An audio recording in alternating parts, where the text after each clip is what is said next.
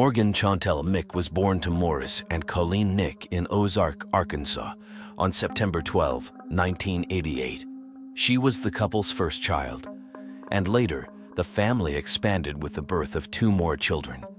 Morris was known to be a loving and kind father.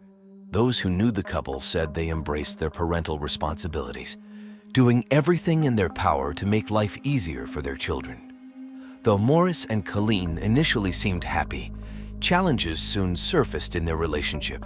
When Morgan was 6, they decided to separate, which ultimately led to a divorce. The process, however, was amicable, and they never fought over the custody of their children. The children primarily lived with Colleen, a devoted mother who always put her children first. Morgan and Colleen shared a close bond, spending most of their time together.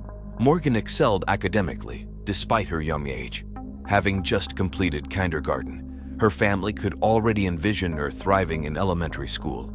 Personality-wise, Morgan was a shy child with a big heart. She loved apples and was fond of cats, leading her mother to allow her to have one as a pet. Despite her shyness, Morgan was actively involved as a Girl Scout and enjoyed playing with other kids. She dreamt of becoming a circus artist or a doctor when she grew up. On June 9, 1995, Colleen received an invitation from a friend to watch a minor league baseball game in Alma, Arkansas. Thinking Morgan might enjoy watching other kids play, she asked her to accompany her to the game, about 30 minutes away from their home. It was a night game, starting at 9 p.m. Upon arriving, the stands were already packed, but Colleen managed to find a spot for herself and Morgan. However, 6-year-old Morgan soon grew bored and began fidgeting with her shoelaces. Despite being a calm child, usually hesitant to engage with strangers, 2 older kids approached her. They introduced themselves as Jessica and Ty, aged 8 and 10 respectively. There are different accounts of what happened next. In one version, Morgan asked her mother if she could play with Jessica and Ty, but Colleen initially declined. Concerned about the unfamiliar surroundings and the packed venue of almost 300 people, Colleen was hesitant to let Morgan wander off. However, Colleen's friends urged her to let Morgan play, assuring her she was being overprotective and that Morgan would be fine. Eventually, Colleen relented. The kids mentioned wanting to run up a nearby hill to catch fireflies. With the game nearing its end around 10:30 p.m., Colleen allowed Morgan to go, but only for a short while. In another version, when Jessica and Ty invited Morgan to catch fireflies, Morgan's innate shyness made her decline. Yet Colleen's friends thought it would be good for Morgan to interact with other kids. Colleen then persuaded a reluctant Morgan to go with them, even if it meant leaving her mother's side. What's certain is Morgan left the stands with the 2 children. While Colleen tried to keep an eye on them, she got distracted when the baseball game ended and teams came into the stands to greet their families. The next time Colleen looked for the children, she saw Jessica and Ty returning without Morgan. Concerned, she immediately asked them about her daughter's whereabouts. They replied that the girl had disappeared while everyone was emptying sand from their shoes, leaning against Colleen's car. Subsequent investigations revealed that while Jessica and Ty sat at the front of the vehicle shaking out their shoes, Morgan was alone at the back emptying hers. Another significant and worrying detail was that the children insisted they saw a creepy man talking to Morgan before she vanished. Confused and anxious, Colleen immediately raised the alarm, and the adults present at the baseball field helped her search the nearby areas for her missing daughter. However, hours passed in the search without results, and Colleen decided to report the incident to the local police. Those who knew Colleen highlighted her kind nature and how she was always willing to help those in need. Therefore, when she needed support in searching for her child, many showed their solidarity. Additionally, being the devoted mother who always looked out for her children made the community even more outraged at the kidnapper or kidnappers who took Morgan away from her family. On the day she disappeared, Morgan was a beautiful girl with blonde hair and blue eyes. Before going to the baseball game with her mother, she had attended her Girl Scouts activities and was wearing the organization's green shirt, blue denim shorts, and white tennis shoes. Another distinguishing feature of the young girl was that she had 5 silver crowns on her molars, a type of cap used to cover and protect a damaged tooth, which were easily visible. When the police were informed of the disappearance, they immediately began their investigation. Officers and local volunteers organized numerous search mobilizations, while detectives went door to door seeking evidence and witnesses. Since Jessica and Ty claimed to have seen a man speaking with Morgan before her disappearance, the police compiled a detailed description of the suspect, who was said to be between 23 and 38 years old with black hair sprinkled with gray, and he had a mustache and beard. Witnesses also reported seeing a faded red pickup truck nearby with a mismatched white camper shell that seemed too small by a couple of inches. They noticed possible damage to the back right corner of the vehicle. Some claimed the truck had Arkansas license plates, but the plate number wasn't recorded. Additionally, upon reviewing home videos recorded at the baseball field, investigators confirmed the existence of the suspect and the aforementioned red truck. However, unfortunately, the recordings were too grainy to provide a clear image of his face. Once Colleen reported Morgan's disappearance, she called her ex-husband and informed him of the situation. Morris seemed devastated by his daughter's disappearance and expressed willingness to cooperate with law enforcement.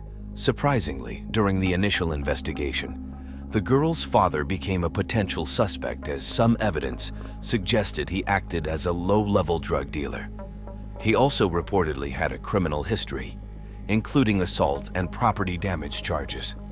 From the beginning of the investigation, Colleen was willing to cooperate with law enforcement in every way because her only wish was for her daughter to return safely. However, when investigators initially suspected Morris, her ex-husband, of being involved in Morgan's disappearance, she felt the police were making a grave mistake. She defended him, claiming he would never harm their children. Fortunately, the police soon ruled out Morris as a person of interest and focused their attention on Clifford Joe Pullen, rumored to be his drug supplier. This individual had a criminal record, and in addition to being arrested for marijuana possession, he had also been charged with first-degree rape of a minor in 1995, suggesting he might be capable of kidnapping.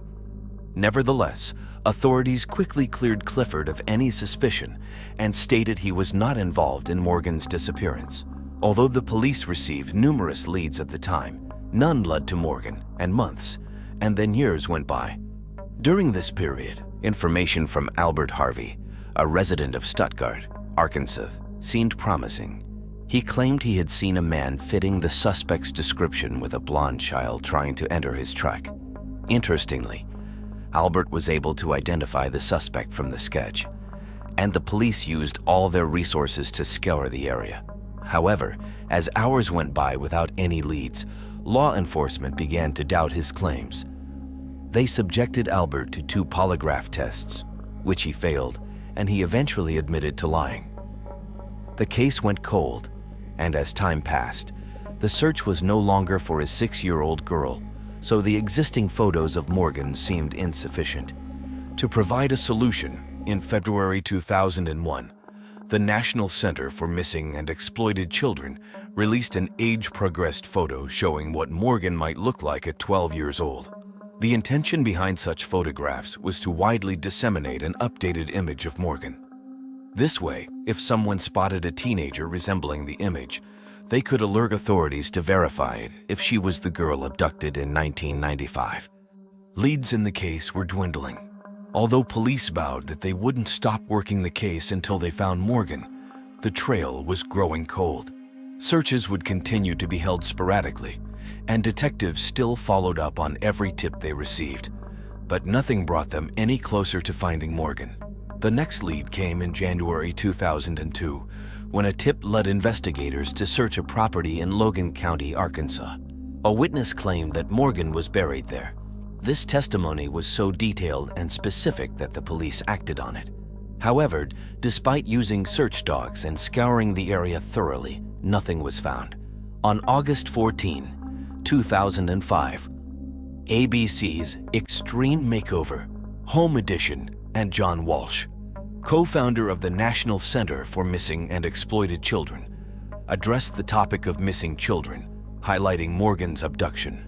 Colin and Morgan's siblings received a new home after their family home was damaged by a water heater explosion. In November 2010, federal investigators searched a vacant house in Sparrow, Oklahoma, after receiving a tip from a confidential informant. Sparrow was about 25 miles from Alma, and the property they searched had once belonged to a convicted child molester who was currently in jail. Although investigators had nothing linking the man to Morgan's disappearance, they searched through the home looking for possible DNA evidence that might indicate Morgan had been there. Unfortunately, they didn't uncover anything related to the case. In August 2012, two convicts, identified as Tonya Smith and James Monhart, were accused of trying to buy some of Morgan's personal documents, including her social security number and birth certificate. While they were found guilty of document forgery, investigations determined they weren't involved in Morgan's disappearance. On December 18, 2017, police conducted another search on a property in Sparrow. Some reports said it was for an unrelated investigation, while others believed it was connected to Morgan's case. Notably, the search dogs signaled to a well on the property, which then became the focus of the search. After an intense 24-hour search, investigators left the property without finding any evidence. In November 2021, detectives identified Billy Jacklinks as a potential suspect in Morgan Nick's abduction.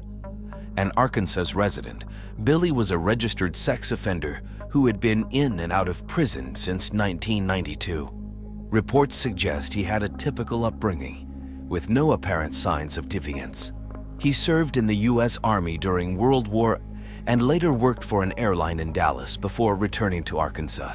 Despite seemingly staying out of trouble, he was arrested and charged with sexual offenses in 1992. 2 months after Morgan's 1995 disappearance, Billy attempted to kidnap an 11-year-old girl only 8 miles from where Morgan vanished. Witnesses reported he drove a red pickup truck, aligning with descriptions from Morgan's case.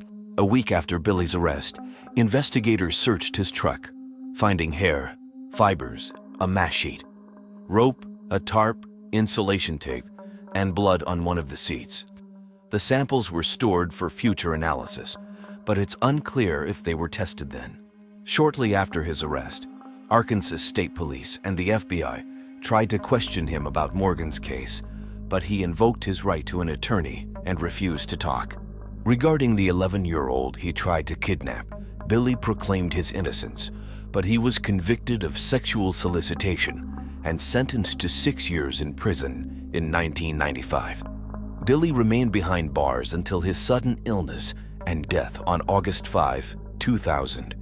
In 2021, a news channel aired a documentary titled "Still Missing Morgan." Arkansas police mentioned they were still seeking information about the red truck with an attached white cabin.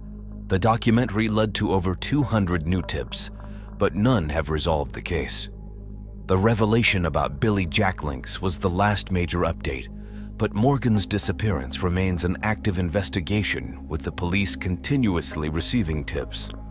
Meanwhile, Colleen pleads with law enforcement to follow every lead, refusing to rest until his daughter is found, hoping for her safe return. This case has profoundly impacted Arkansas and even influenced the naming of the Amber Alert. The Amber Alert system began in 1996 after the disappearance of Amber Haderman in Arlington, Texas. Amber is an acronym for America's Missing, Broadcast Emergency Response, managed under the Department of Justice. The Morgan Nick Amber Alert is Arkansas's name for the program designed to alert the public when a child goes missing. This program is a joint effort between local law enforcement, media outlets, and civic groups to raise awareness about potential abductions, thereby increasing the chances of locating the missing child. Activating the Morgan Nick Alert involves the participation of all Arkansas law enforcement agencies, along with more than 250 local radio stations, TV networks, and other media outlets. This information is quickly disseminated to all parties, enabling them to broadcast details about a possible abduction widely. As of 2023, the case remains unsolved. Since Morgan's disappearance in 1995, her father, Morris, has opted for privacy, preferring not to discuss his daughter's case publicly. In contrast, Morgan's mother, Colleen, is vocal about her ongoing efforts to bring Morgan home. Colleen lives in Alma, Arkansas, where she runs the Morgan Mick Foundation, assisting families dealing with abductions or missing persons. Beyond advocating for these families, Colleen spreads awareness about daily dangers faced by children and offers detailed resources to help parents and teachers understand online safety basics and parental control apps. Despite extensive investigations that have yielded thousands of leads, there is still no concrete information on Morgan's whereabouts. The FBI and local communities have offered a reward of $60,000 for information leading to the recovery of Morgan Nick and the identification, arrest, and conviction of those responsible for her kidnapping.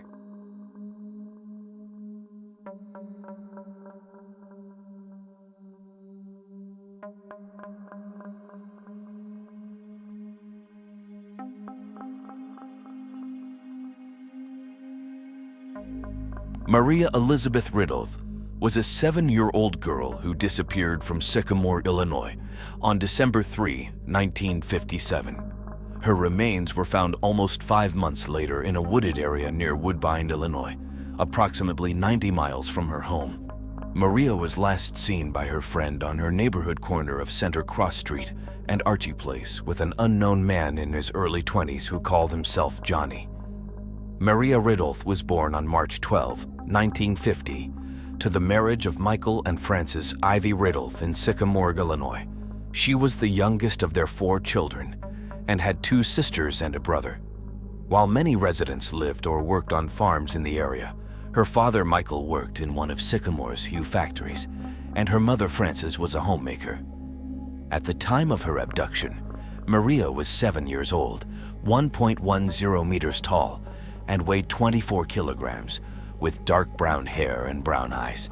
She was an honor student, then in the 2nd grade, and had also received awards for perfect attendance at Sunday school at John's Evangelical Lutheran Church. Maria was also described as sensitive and afraid of the dark. Her best friend was 8-year-old Kathy Sigmund, who lived on the same street as the Ridolphs. On the afternoon of December 3, 1957, Maria begged to be let out to play because it had started to snow. After dinner, Maria and her friend and neighbor Kathy Sigmund went out in the growing darkness as the sun had set, near Maria's house. They played a game they called dodging cars, running back and forth trying to avoid the lights of oncoming cars. According to Kathy, after a while, a man approached them, whom Kathy later described to the police as being around 20 years old and tall, with a thin chin, light hair, separated incisors, and wearing a colorful sweater. The man, who said his name was Johnny, asked the girls if they liked dolls and if they liked piggyback rides. He gave Maria a piggyback ride, after which she returned home and came back with one of her dolls to show him. After Maria went back, Kathy ran home to get her mittens, leaving Maria alone with the man. When Kathy returned, Maria and the man were no longer there. Kathy went to the Ridolph's house to tell them she couldn't find her friend. Initially, the family thought Maria was hiding and sent Maria's 11-year-old brother to look for her. After he couldn't find her, the Ridolphs called the police, and within an hour, both police and armed civilians began a search in the town, but they couldn't locate Maria or Johnny, the man she was last seen with. The FBI, assuming that Maria might have been kidnapped across state lines, a federal crime, arrived in Sycamore within 2 days to assist local and state police in the search. The FBI and police interviewed numerous witnesses who had seen the 2 girls playing without anyone else present between 6:00 p.m. and 6:30 p.m. Based on these interviews, it was believed that Johnny had approached the girls after 6:30 p.m., and the FBI concluded that Maria was kidnapped between 6:45 and 7:00 p.m. Maria's disappearance received national media coverage, and both President Eisenhower and FBI Director John Edgar Hoover took an interest in the case. The police continued to investigate various suspects in the area, including passersby, known sex offenders, and a local man who had given children piggyback rides. But they didn't develop any solid leads. Maria's parents appeared on television, radio, and in the press, pleading for the safe return of their daughter and seeking the public's help in finding her. On April 26, 1958, near Woodbine, Illinois, approximately 100 miles from Sycamore, two tourists looking for mushrooms in a wooded area along US Route 20 discovered the skeletal remains of a child wearing only an undershirt, shirt, and socks beneath a partially fallen tree.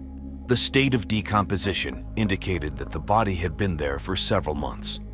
The body was identified as Maria Riddle through dental records, a lock of hair, and the clothing she had been wearing when she disappeared. Her coat, corduroy pants, underwear, and shoes were not found. There were no photographs taken at the crime scene, though photographs were taken of the general location without showing the body, because the coroner, James Furlong, did not want pictures of the remains to leak to the newspapers. Due to the crime having occurred within Illinois rather than crossing state lines, the FBI withdrew from the case and left it in the hands of state and local police. The initial autopsy could not determine the cause of death due to the advanced state of decomposition. On December 4th, investigators visited John Tessier's house as part of the search for Maria in the neighborhood. According to Tessier's stepsisters, their mother told the investigators that John Tessier had been home on the night of December 3rd, something they later testified was not true. Shortly thereafter, before Maria's body was found, the FBI investigated Tessier as a possible suspect.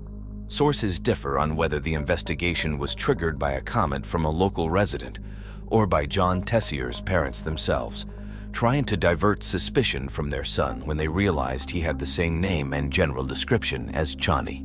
Tessier and his parents told FBI investigators that on December 3, 1957, Tessier was in Rockford, Illinois, about 40 miles northwest of Sycamore, to enlist in the Air Force.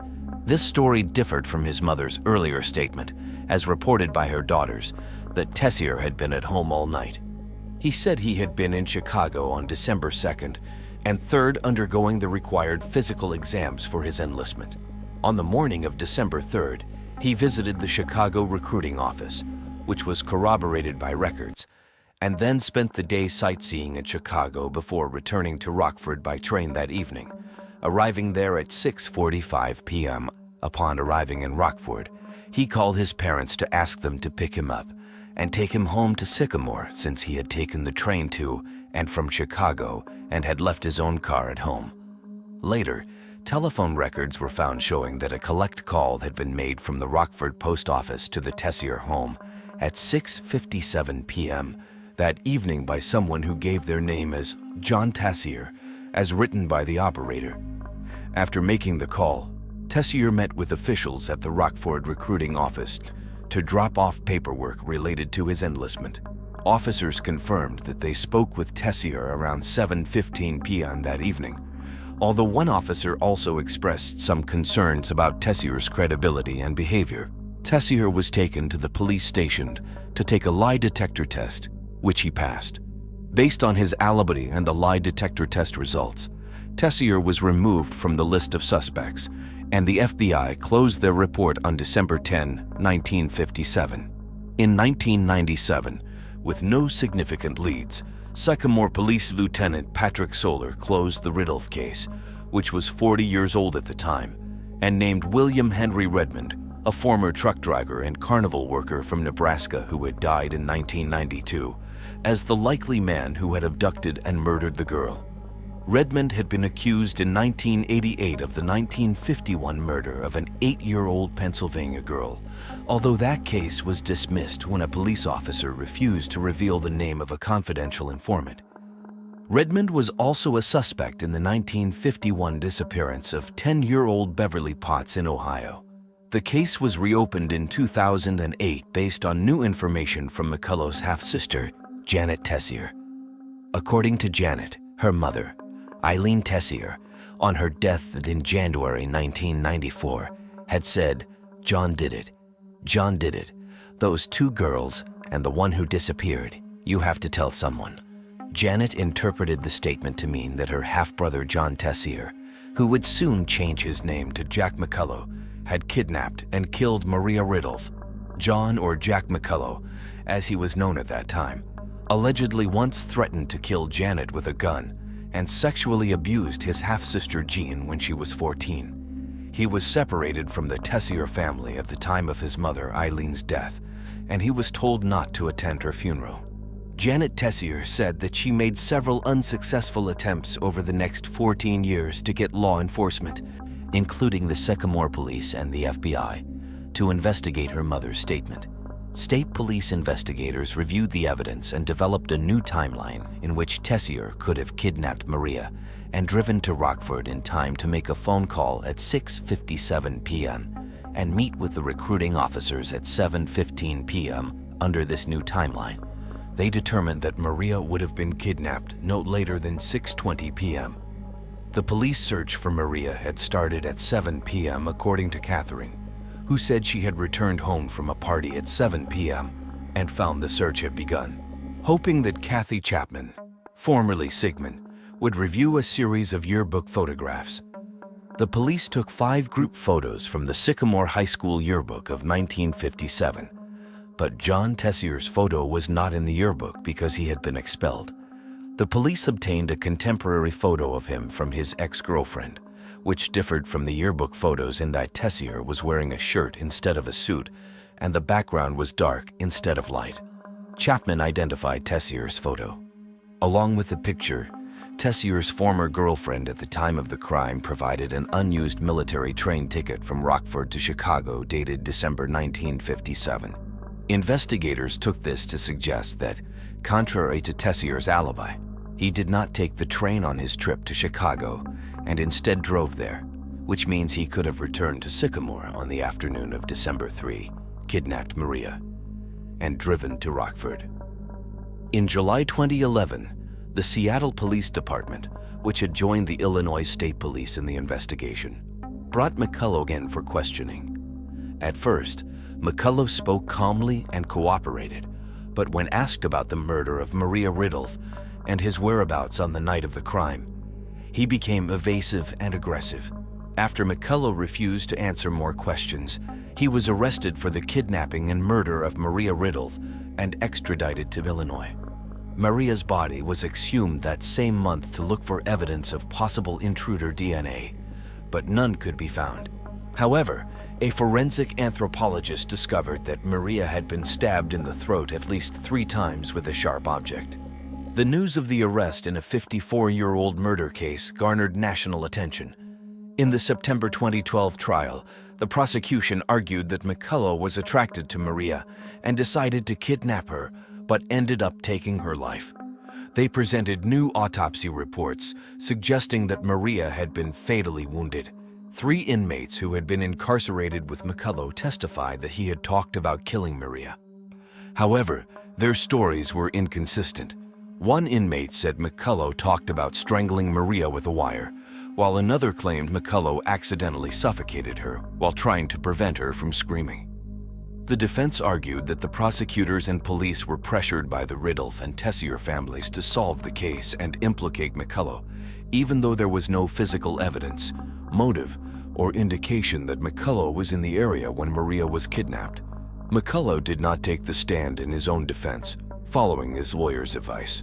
On September 14, 2012, McCullough was found guilty of the kidnapping and murder of Maria Ridulph and was sentenced to life in prison with the possibility of parole after 20 years. He was 73 years old at the time of the sentencing.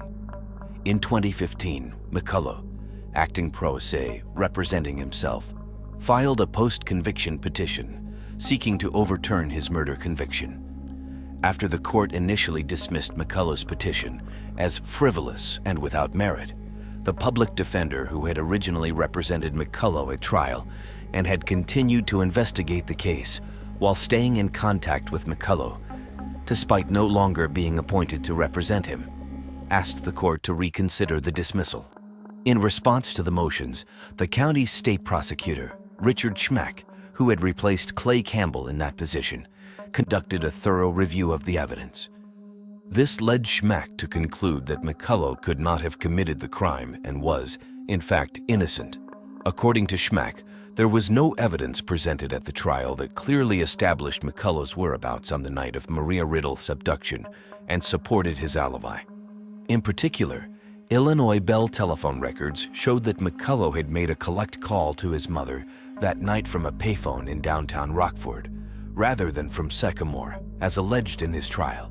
Given the timing of the phone call, the approximately 40-mile distance between Sycamore and Rockford, and the icy road conditions, Schmack concluded that McCullough could not have been in Sycamore at the time of Maria Riddle's disappearance. On April 15, 2016, an Illinois Circuit Court judge overturned McCullough's original conviction and sentence and ordered a new trial.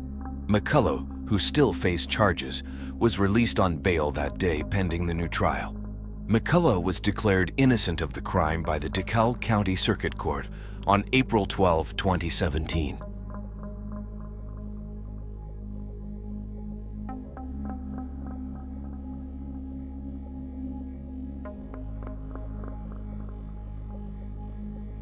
Sarah Nicole Graham, born on April 1, 1996 in the United States, remains a subject shrouded in mystery as specific details of her birth and early life remain undisclosed.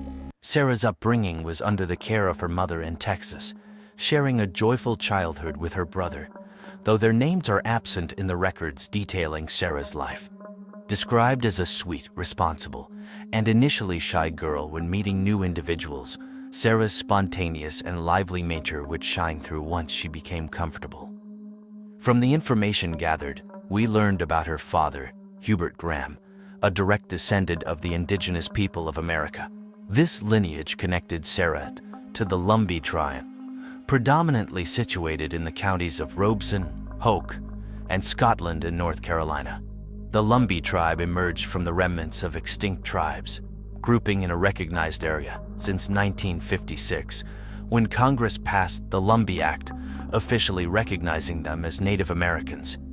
However, the act also withheld federal recognition benefits, denying them sovereignty, land rights, and other advantages afforded to different tribes. Despite generations of fighting against this discrimination, they remain without a reservation, though they do congregate in a specific area. Pembroke, located in Robeson County, North Carolina, serves as the cultural, economic, and political hub for the Lumbee tribe.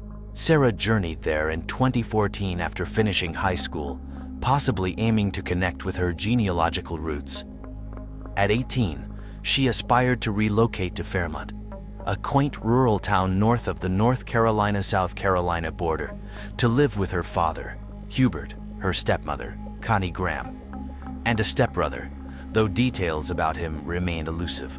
By then, Hubert and Connie held positions as assistants to the sheriff of the county, earning them respect within the community. While little is publicly known about Sarah's relationship with her father and stepmother, all signs pointed to her enjoying the newfound connection with her ancestral culture, having grown up in a different state. Upon settling in Fairmont, Sarah eagerly sought employment, quickly landing a job as a receptionist and cashier at Walmart in Pembroke. Her excellent communication skills and friendly demeanor quickly made her an indispensable team member. Sarah was a responsible and kind-hearted young woman, popular among her colleagues, and was beginning to form friendships. In just 2 months of reconnecting with her ethnic roots, Sarah was thriving and genuinely happy. However, on the morning of Wednesday, February 4, 2015, something changed. Although she woke up early and prepared for her 7 a.m. work shift at Walmart, she never arrived. Her supervisor immediately noticed her absence, given her previously consistent punctuality and commitment. That very day, the white Chevrolet van, loaned to her by her father and under his name, was found abandoned. At around 12:15 p.m., police received reports of a seemingly deserted vehicle located several meters from the road, near a cornfield, marking the beginning of a concerning mystery. When the officers approached the area, they were able to confirm that it was indeed the van Sarah usually drove. It was already quite strange that it was parked there, seemingly abandoned, and without the young girl in sight. The situation became even murkier when witnesses claimed they had seen the vehicle parked there since 6:45 a.m.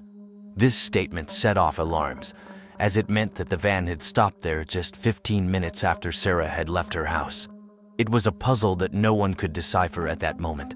The officers inspected the vehicle and the surrounding area for any clues or traces that could guide the investigation into Sarah's whereabouts. However, the task proved difficult.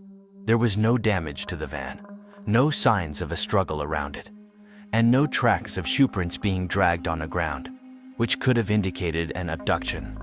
A mysterious aspect of the case revolved around the fact that the van was locked. Speculations were made that someone must have manually locked the door with the car key. However, many older vehicles, like the one Sarah was using, allow the driver to manually lock the doors and close them without using the key. In many cases, cars get locked by accident. With the discovery of the abandoned van, the Fairmont Police Department activated the missing person search protocol. Along with police officers, 140 local volunteers and a canine unit participated. However, there were challenges, the first being that Robeson County is the largest in North Carolina, making the search extensive and primarily in a rural area. As a result, the search was not easy, and even a helicopter had to be used. Concurrently, the process of printing missing person flyers began. Sarah was described on the flyers as a Native American young woman, 5'7" tall, weighing 150 pounds, with short brown hair, wearing corrective glasses and braces. Robeson County has just over 100,000 permanent residents, though it is known to temporarily house many migrant workers. The area also has a rather negative reputation, being known for significant drug trafficking activity. This is due to its strategic location, situated halfway between Miami, Florida, and New York on Interstate 95, making it a popular stop for traffickers. Amidst this scenario, with many people coming and going without proper records or tracking, figuring out what happened to the young girls seemed like a Herculean task. Local and state officials joined the search, but without significant results. A month later, FBI agents joined the search, yet they too were unable to find any trace of Sarah. Her family had no contact with her, nor did they receive ransom demands or any communication from supposed kidnappers asking for favors in exchange for her safe return. The general consensus in the town was that she had vanished into thin air. On March 18, 6 months after Sarah's disappearance, Connie, her stepmother, was dismissed from her position as an assistant at the sheriff's office. She had worked there for 23 years, and her sudden dismissal raised eyebrows and fueled suspicion and rumors. The sheriff announced the news but refused to provide further details, labeling it a personal decision. He also stated that the dismissal was not related to Sarah's disappearance, though this did little to quell public suspicions. In a statement, he also expressed understanding of the public's eagerness for information, but requested patience, stating that releasing specific case details did jeopardize the integrity of the investigation and hinder efforts to find Sarah. He assured that the Robeson County Sheriff's Office detectives, in collaboration with the FBI, were working tirelessly on the case and vowed not to stop until Sarah was found. After Connie's dismissal was made public, sources close to the investigation said that the FBI considered Connie a suspect in the case, adding that an arrest and charges could be forthcoming. Once this information was disseminated, all eyes turned to the Graham residence. However, as time passed, the hypothesis that the stepmother was involved in Sarah's disappearance was never proven. In fact, she was not arrested for questioning, nor were charges brought against her, and she was never named a person of interest. Despite this, public opinion on social media at the time and over the years has consistently suggested that she might be involved. While there hasn't been any official statement, rumors suggested that Connie's son and Sarah's stepbrother was a problematic boy, and that he was responsible for the young girl's disappearance. The rumors spread on social media talked about a romantic interest bordering on obsession from the stepbrother, to which Sarah never responded. On the contrary, she seemed annoyed by his persistence. A year after Sarah's disappearance, there was very little information available about her case. It seemed as if the earth had swallowed her up. On the first anniversary, FBI agents and local officers conducted an operation where they distributed flyers with Sarah's details and images to drivers passing through the area where the teenager's van was found. At that time, the officers insisted that although they had little information about the young girl, who had only been living in the place for 2 months when she disappeared, it was clear that her disappearance was not usual. They stated that she would not have left without notice, and if she had, she would have contacted her parents to at least inform them that she was well and in another place. In December 2018, human remains were found near the railroad tracks about 3 kilometers from the lumber bridge in Riley County. Later, it was determined that they belonged to a female, and immediately, people thought it could be Sarah. On December 13, 2018, it was announced that Sarah's dental records were sent to Riley County to see if there was a match with the young girl. A second set of dental records was sent to the office of the forensic chief medical officer in Riley. However, it was later confirmed that it was not Sarah. In 2022, the Federal Bureau of Investigation made another appeal asking for information to find the teenager, stating that although they had received hundreds of clues, they still needed that missing piece to bring Sarah home. The agent reminded that there is a $5,000 reward for information that leads to finding Sarah's whereabouts. After the video was published, the young girl's father broke the silence he had maintained for years. He expressed his feelings about how the agents of the Federal Bureau of Investigation, FBI, treated him in the case of his daughter Sarah's disappearance. At the time of his statement, he served as chief of the Roland Police Department and mentioned that despite holding that position, he needed to be treated as a father, as Sarah was still his daughter regardless of the circumstances. It is worth remembering that previously, Hubert had worked as a deputy sheriff of another county when his daughter disappeared, and this somehow led to him being viewed very critically and always being under suspicion. Hurt by the whole situation that kept him always in the public eye, despite there being no real evidence against him, Hubert said that over the years, the FBI had barely contacted him in relation to Sarah, and he recalled a call in which they asked him about his daughter's orthodontics due to the finding of some human remains, which ultimately turned out not to be Sarah's, but no one informed him of the results. He found out like any other citizen when the media published the outcome of the investigation of the female remains found near the train. The truth was, in the investigators' opinion, there was someone close to Sarah who was not revealing all the information they had, and this had given rise to numerous rumors and speculations about what had happened. Hubert expressed his deep concern about not knowing anything about his daughter's whereabouts after she came to live with him and his wife 2 months before disappearing. Despite the difficult situation, he maintained hope that Sarah was alive and stated that no one had provided him with solid evidence to indicate otherwise. He clarified that he was not an indifferent father to what had happened and offered his arguments for keeping a low profile. He said that although he had experience as a detective due to his 23 years in law enforcement, he preferred to stay away from the investigation to avoid any perception of influence or interference in the process. However, that didn't seem to work out quite well either, as he then received criticism for being lenient and not offering cooperation. He pointed out that his position was quite difficult, as whether he did or did not do something generated abundant criticism. To the father's statement, the FBI responded in a very institutional way. Through a public affairs specialist, they responded to Hubert's concerns about routine contact in relation to Sarah's case and explained that they had always spoken with the family when there were updates in the investigation, but they would not necessarily make a personal notification for already known information. Despite the pain and uncertainty, Sarah's father shared that there came a point where he had to surrender to God's will and not let worries dominate his life.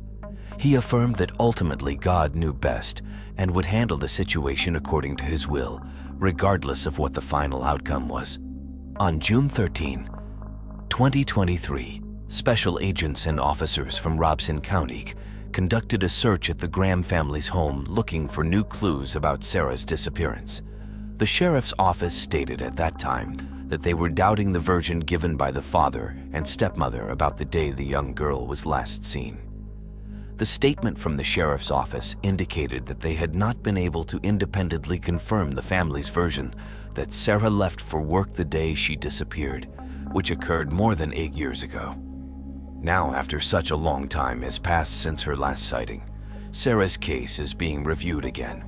In a Facebook post, the sheriff's office confirmed that homicide detectives, the FBI, and a tracker dog from the North Carolina Troopers Association had started a search, although no details were provided about the location where it was taking place. According to the authorities, Sarah is one of several Native American women who have mysteriously disappeared in the same area in recent years. During the summer of 2017, it was reported that 3 women, 2 of them belonging to the North Carolina tribe, were found dead in the city of Lumberton in Robeson County. The cases have not been solved, which has raised fears of the existence of a possible serial killer, according to a news report. Despite this concerning situation, the sheriff's office did not mention any possible connection between these cases and Sarah's disappearance in their statement. The case of Sarah Nicole Graham remains a mystery, leaving her family and community seeking answers for over 8 years. Over time, authorities have conducted thorough investigations and searches, but to this date, there has been no significant breakthrough in the case of Sarah Nicole Graham. The lack of concrete information has led to various theories and speculation, while Sarah's family continues to wait anxiously for the day they can find answers about her whereabouts. Despite the efforts of the authorities, the community's cooperation, and the leads received, Sarah's case remains an unsolved puzzle. Her family continues to cry out for justice and longs for the day when the truth about her disappearance is unveiled. Meanwhile, the memory of Sarah endures in the minds of those who knew and loved her, and the hope of finding her alive persists. As the investigation continues, it is hoped that new leads and developments will shed light on this dark and painful episode, bringing the long-awaited peace and closure to her family and the community.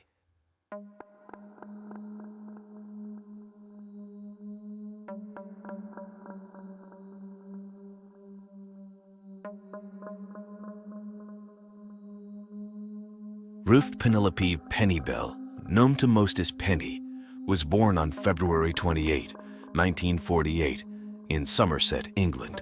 Her childhood was a mix of highs and lows. As a teenager, family problems intensified, leading 16-year-old Penny to leave home to start a new life. Despite her young age and lack of resources, she managed to forge ahead, buoyed by her energetic and friendly personality. Eventually, Penny married, and at the age of 30, in 1978, she gave birth to a son named Matthew. Details about her early adult life are sparse, including information about her first marriage, which was relatively short. In 1981, Penny married Alistair Bell, a successful real estate agent. They had been friends before their marriage, and Alistair readily accepted Matthew, raising him as his own son. To outsiders, they appeared to be a stable and prosperous couple. In 1982, Penny and Alistair welcomed their daughter, Lauren, Penny's second child, and the first from her marriage with Bell. The family seemed to be thriving, settling into a comfortable home. The Bells' finances improved significantly, and in October 1987, they moved with their 2 children to a house valued at £500,000, approximately $626,000, in Baker's Wood, in Buckinghamshire, an area regarded as a haven for celebrities at the time. Their life seemed idyllic, with a harmonious home free of any obvious strife.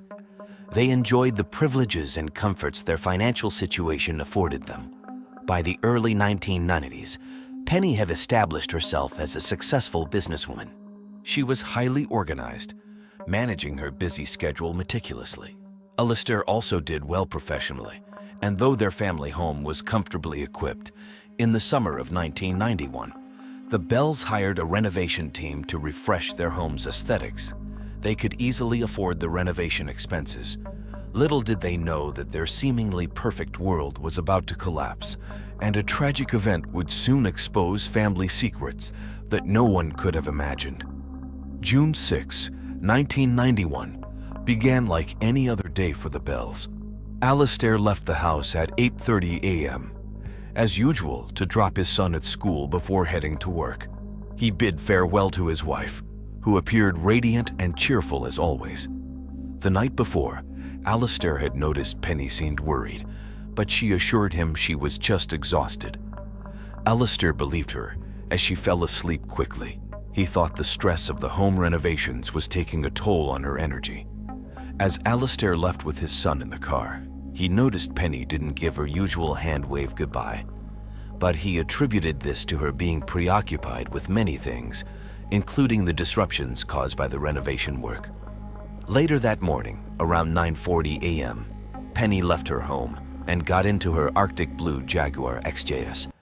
Before departing, she briefly spoke with the workers renovating her property, informing them she was in a hurry due to an appointment at 9:50 a.m.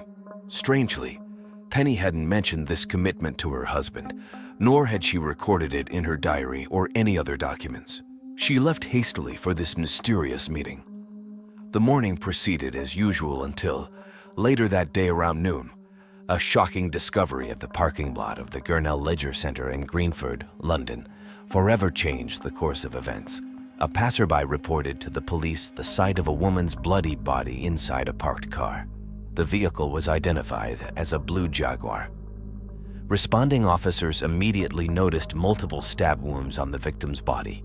Inside the car were the woman's belongings, quickly identifying her as 43-year-old Ruth Penelope Penny Bell. As the investigation began, her body was sent to the coroner's office, where it was determined she had been stabbed approximately 50 times in the chest and arms in what police described as a frenzied attack. Within the crime scene, the central console of the vehicle contained samples of wallpaper intended for the Bell's bedroom. Investigators found it peculiar that Penny had received these samples 15 days earlier, yet she had never shown them to her family. It appeared Penny might have been showing the wallpaper to someone in the car, or perhaps this person intentionally placed them there to stage the scene and mislead investigators.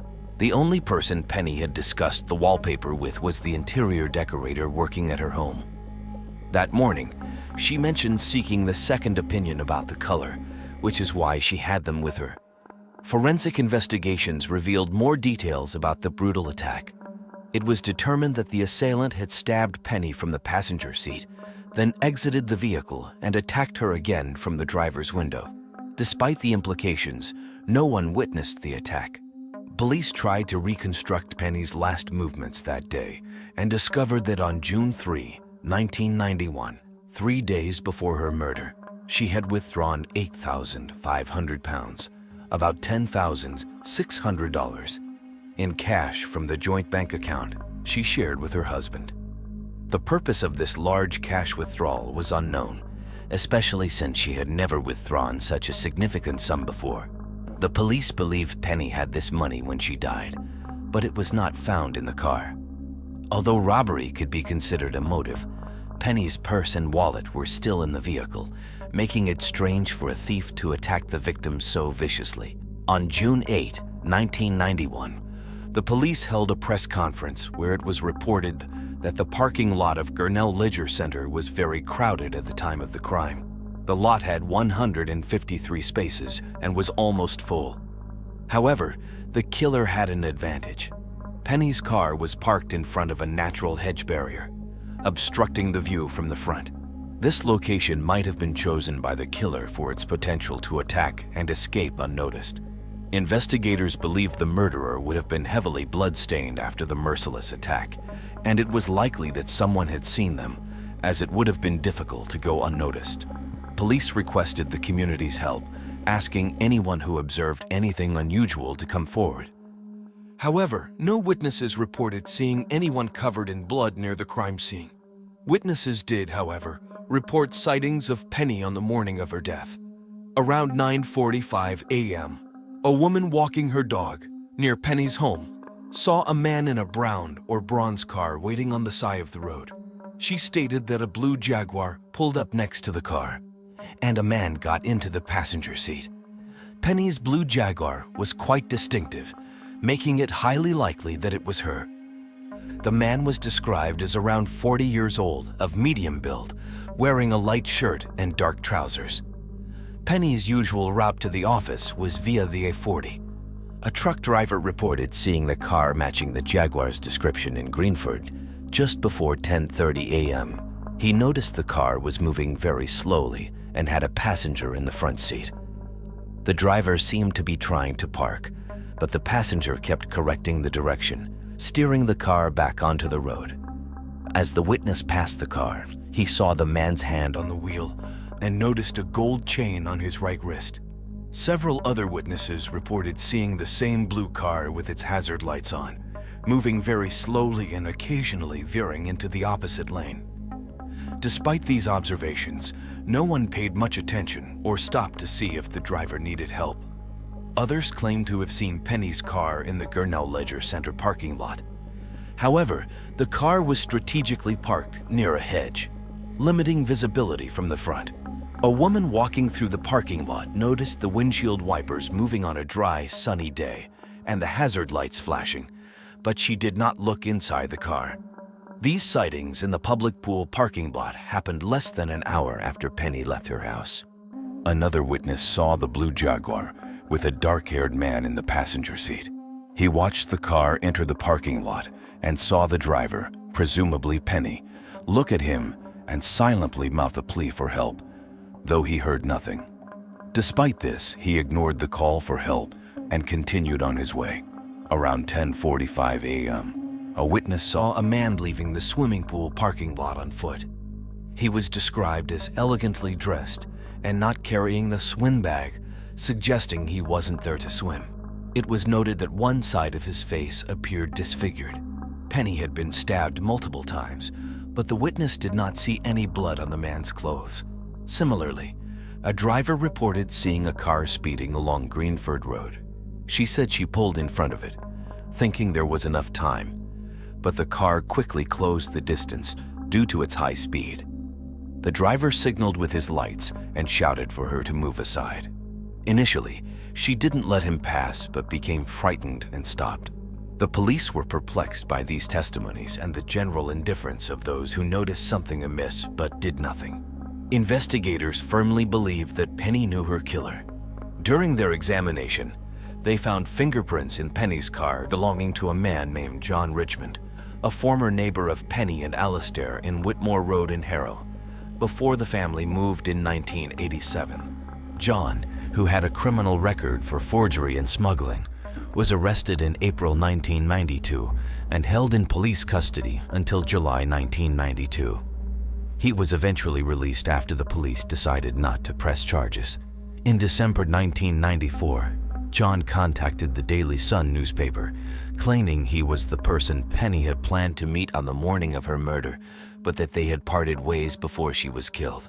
He also claimed her death was a contract killing and that he knew the perpetrator.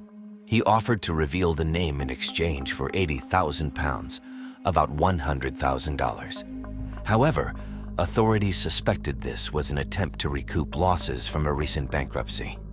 Instead of paying John for the information, the Daily Sun contacted the police. Without anything to corroborate his claims or conclusively link him to Penny's murder, the police assumed his statements were false and driven by financial interest, and no charges were brought against him.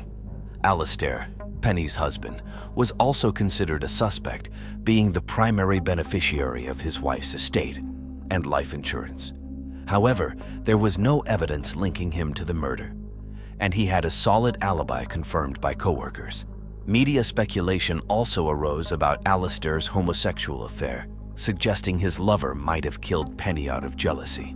Penny was aware of her husband's bisexuality. When they met, Alistair was in a relationship with another man, who even participated in their wedding ceremony. Police rigorously questioned Alistair about this, but later ruled him out as a suspect. It was also revealed that until 1982, when daughter Lauren was born, Penny had volunteered at Samaritans, a charity offering emotional support to people dealing with issues like anxiety, distress, and suicidal thoughts.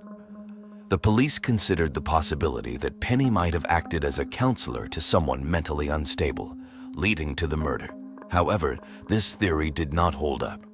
The investigation concluded it was very likely Penny knew her killer, but establishing a motive proved challenging. The robbery theory didn't fit the scene, though the whereabouts of the money she withdrew the day before remained unknown. There was no evidence of sexual assault, yet the frenzied nature of the attack suggested a personal motive. In 1993, John Bradley, a former royal stewardess, was similarly murdered with a knife as she got into her BMW in East London. Newspapers nationwide quickly reported the similarities between the two murders. Both victims were successful business executives in their 40s and died within 5 kilometers of each other. Like in Penny's case, Jean was not sexually assaulted, and her purse remained intact in her car. A witness saw the suspected murderer fleeing the scene and chased him, but lost him in an underground parking lot. Blood and DNA traces found at the crime scene did not match Jen. However, investigators could not link the samples to anyone and found no connection between the two murders. To this day, the murder of Jen Bradley remains unsolved. Following the failed attempt to link Penny's case with Jean's, the police resumed their investigation. They considered convicted murderer Robert Napper as a suspect but ultimately ruled him out. The officers later announced that up to 30 people who might have been in the parking lot at the time of the businesswoman's murder had not yet come forward to report if they saw anything on the morning of June 6, 1991. Alistair Bell made a public plea for witnesses, but it was in vain. During the investigation, over 8,000 people were interviewed, and more than 2,500 written statements were recorded. Although Michael Flynn, a business associate of Alistair and Penny, offered a reward of £20,000, approximately $25,000, for evidence leading to a conviction, the case grew cold.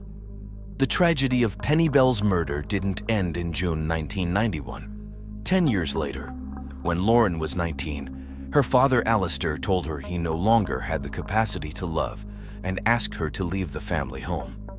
Her older brother, Matthew, had left for boarding school a few years earlier. Over the years, Lauren has given several interviews, expressing that everything in her family seemed to break apart from the moment her mother died. She described her mother as the glue that held everyone close, and since her passing, friends and family drifted apart, which she found deeply saddening. Lauren remarked that contrary to the belief that families come together in the wake of tragedy, her family experienced the opposite. She lamented that while similar cases often see families holding candlelight vigils and trying to love each other more, the Bells mourned differently. She said that since 1992, her father has been a prisoner of his own grief, no longer seeing or speaking to anyone and still living in the family home. Lauren noted that the lack of maintenance on the grounds of their once imposing property made it appear abandoned. In 2022, Lauren, now a mother herself, gave an interview. She revealed that she had become a detective in an attempt to solve the mystery of what happened to Penny.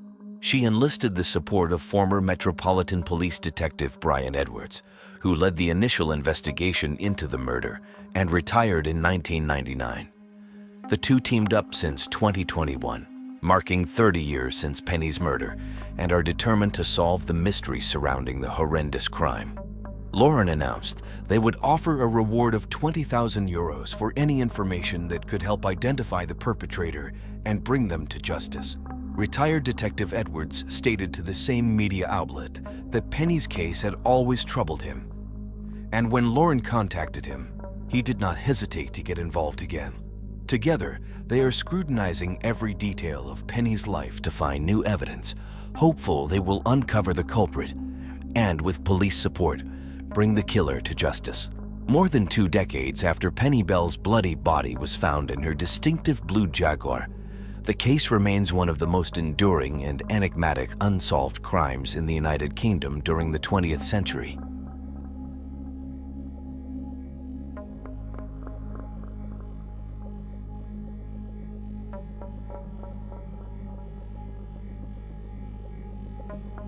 Agustina Halibert was born on March 23, 1991, in the province of Buenos Aires, Argentina.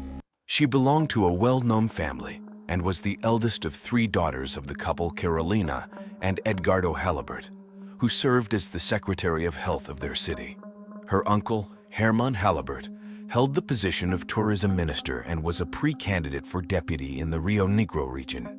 Consequently, the Halibert family was widely recognized in their province and other regions of Argentina. Those who knew Agustina since her childhood consistently praised her outstanding qualities. She was described as a sensitive, sincere, and loving child who had a passion for dogs and excelled in design, crafts, and decoration. Helen, who shared her adolescence with Agustina, observed her creative talent from a very young age. Helen recalled that when they were in school together, each class was assigned a theme, and Agustina always took the lead in decorating the classroom entrance with her impressive drawings and giant models. While her classmates were cutting and pasting, they followed Agustina's lead because they knew she was steps ahead, creating incredible models. Agustina also had a strong interest in fashion. She even designed the graduation sweaters for her high school class. Those close to her affectionately called her Egos and described her as sociable and an excellent hostess. She loved dressing up, and during her teenage years, her friends often gathered in the garage of her house for pre-dance parties. She would try to introduce her different groups of friends to each other, always striving to connect people. Agustina enjoyed baking and cooking, and she was skilled at it. She had a keen sense of taste and excelled in many things. She had a curious nature, and when something piqued her interest, she pursued it. After completing her secondary education, she initially enrolled in architecture, but later abandoned it. During that time, she focused her energy on fashion design and studied it for a while, but she ultimately changed her direction. Nevertheless, she was a successful young woman who used her knowledge to chase her dreams. She even started her own clothing brand, worked as a model, and was building her career. At some point in her adult life, Agustina's path crossed with Juan Manuel Reverter, with whom she began a relationship that seemed to be going well. Little is known about Juan Manuel's life, and even the names of his parents have not been disclosed. Only a text from an acquaintance referred to them as Moni and Mauricio, and other family details remain unknown. The only accessible information about Juan Manuel is his LinkedIn profile, where he is promoted as a software engineer, a graduate of the National Technological University in Argentina, although his listed place of residence was Toronto and its surroundings in Canada. Interestingly, a search in the university did not reveal him as a graduate. Instead, a resolution from the university's Superior Council in 2017 stated that he had not passed two subjects during the periods of 2008 and 2009, which led to him losing his status as a regular student in the field of information systems engineering. Agustina and Juan Manuel's relationship began during the pandemic and was characterized by ups and downs. According to some of her family members, he exhibited psychological violence towards her and was controlling. However, the situation escalated in the summer of 2021, marked by more serious conflicts and violence perpetrated by Juan Manuel against Agustina. Her father shared that she was deeply affected by the relationship, but with the support of her family, she rebuilt her life and had no contact with him for a whole year. Around September 2022, Agustina decided to move to Mexico, specifically to the picturesque beach town of Playa del Carmen in the Riviera Maya, to further her modeling career. She rented an apartment, leaving behind her comfort zone in her native Argentina and putting a considerable distance between herself and Juan Manuel. In Mexico, Agustina lived by doing advertising appearances as a hostess and engaging in modeling activities. She aspired to travel the world while pursuing her modeling career. She loved Playa del Carmen and was genuinely happy there. She found work quickly and was thriving. She had many friendships and the support of a childhood friend who was also living in the area, so Agustina was not alone. Furthermore, she brought her dog with her for emotional support. Agostina's passion for travel was evident in her social media posts. Brazil, New Zealand, China, and European capitals like Madrid, Paris, London, and Brussels were some of the destinations that Agostina had the pleasure of visiting and sharing with her 16,000 followers on Instagram. One of her future plans was to move to Europe. Candela, Agostina's 21-year-old sister, had come to spend the summer in Playa del Carmen. She wanted to enjoy the beautiful Mexican beach area and be close to her older sister. The two decided to share the apartment where Agostina lived because it had 2 rooms and they would be comfortable. At the end of December, Agostina's ex-boyfriend, Juan Manuel, reappeared. He came to visit her for the holidays. They reconciled, and he stayed to live with both girls. Candela would never have chosen to share an apartment with her sister's boyfriend, but things happened so quickly that before she realized it, the man was settled in Agostina's room. In her recent conversations with her family, Agostina admitted that they had decided to rekindle their relationship and announced that they planned to move to Spain. However, the peace in their relationship was always short-lived.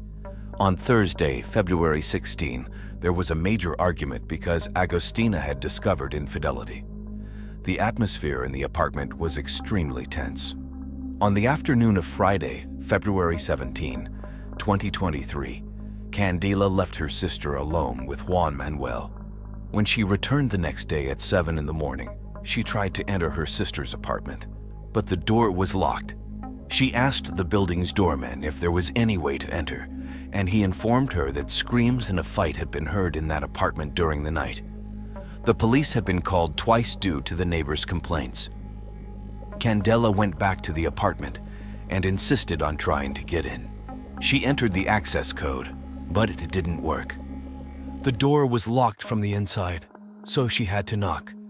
After persisting several times, her sister's boyfriend finally got up and opened the door.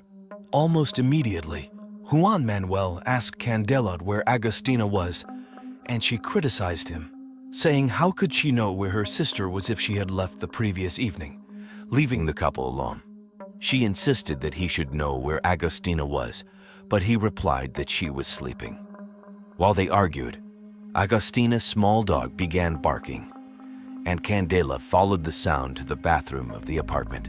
There, she found Agostina with a bathrobe belt around her neck, tied to a hand towel holder that was only 4 feet high. Agostina's sister and her boyfriend untied her and brought her to the living room, where they attempted CPR, but Agostina was already dead. Candela then called the police, and the forensic experts examined the scene and took the body to the morgue, where an autopsy was performed, and she was immediately cremated.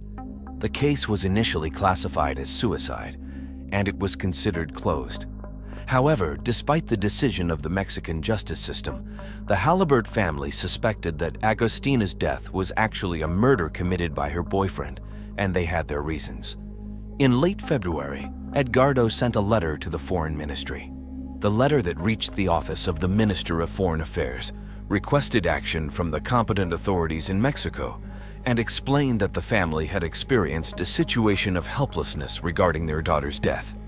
He detailed that the judicial procedure was riddled with shortcomings because none of the basic protocols were applied to investigate the real causes of her death. The boyfriend was not detained, his phone was not confiscated, and no toxicological tests were conducted, nor were any injuries checked. In addition to all this, the family had no access to the case. Despite efforts by the Argentine consul to obtain copies of the proceedings, he was unsuccessful. Meanwhile, Edgardo recalled that the Foreign Ministry had an obligation to investigate and punish violence against women and to guarantee the family's right to clarification regarding the circumstances surrounding Agostina's death. Regarding this ongoing case, the Foreign Ministry's action is of utmost importance because, given the conditions of the investigation in Mexico, Juan Manuel is free to act. Since Agostina's death was classified as suicide, her partner's legal situation is not compromised at the moment, which is why he is not considered a fugitive, but a person of interest for the family. However, It is essential to bear in mind that both Agostina and Juan Manuel are Argentine citizens, and the foreign ministry must ensure the rights of both individuals, even if it is proven that the man committed the crime of which the family of the deceased influencer accuses him. On her part, Carolina, Agostina's mother, embarked on a crusade in the media to seek justice and put pressure on Mexican investigators. She denounced the violent relationship between the victim and her partner. Carolina asserted that her daughter was killed by her boyfriend, and she mentioned in a televised interview that her daughter had been tortured, burned, abused, and beaten, including blows to the head, all prior to her death. She was convinced that he had staged the supposed hanging from a towel rack. Agostina was a tall girl, and she was dressed and ready to go out when Candela found her. According to Carolina, nobody who is contemplating suicide takes the time to get dressed up. She recalled that Juan Manuel had a history of violence. During a press conference shared on social media, it was revealed that the couple had been dealing with ongoing issues that had been kept a secret. She mentioned that the man had never inspired trust, and 2 years earlier, they had rescued Agostina from the apartment she shared with Juan Manuel after a physical assault on her part. She stated that if they hadn't gone to rescue her that day, her daughter would have lost her life at that moment.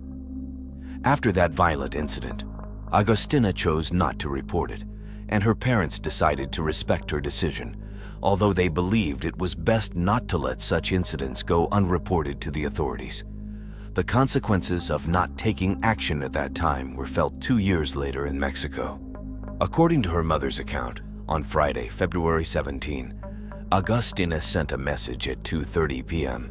saying that she felt ugly and believed that she did not deserve a man who would hurt her. Carolina provided support from afar and encouraged her to leave the apartment. She reminded her that there was no need to be with that man. She advised her to kick him out of the house and not even get upset about a person who wasn't worth it. In her opinion, her daughter, by returning to that violent man, had played a risky card, and it ended badly, to her regret. The model's uncle, Herman, stated that Juan Manuel's parents had contacted the family and promised to cooperate. However, the dialogue ended when the man did not show up for a Zoom meeting where he was supposed to share his version of the events.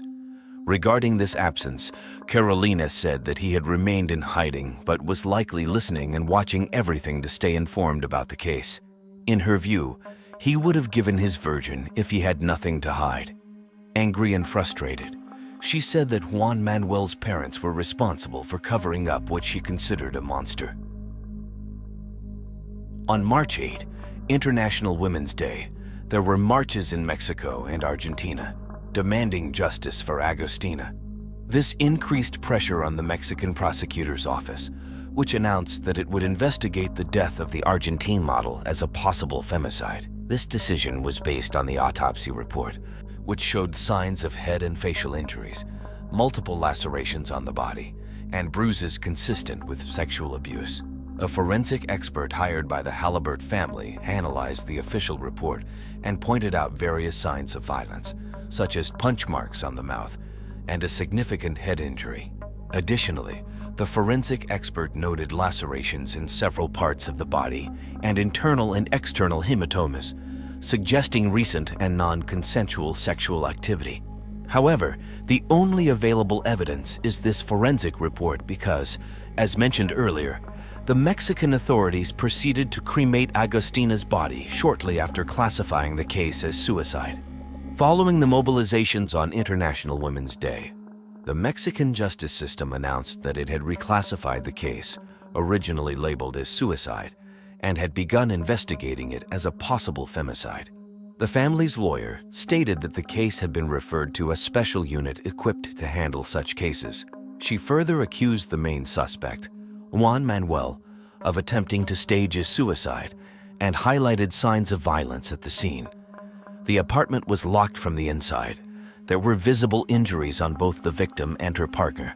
A table leg was found out of place and on the floor, and 2 calls had been made to the police the previous night. She also criticized the judicial investigation, revealing that the crime scene had not been properly secured, contrary to protocol. It was essential for the scene and the victim's body to be preserved until the investigation concluded. She added that due to numerous errors, information that could have been obtained from the devices was lost since the perpetrator took the cell phones and all the data with him.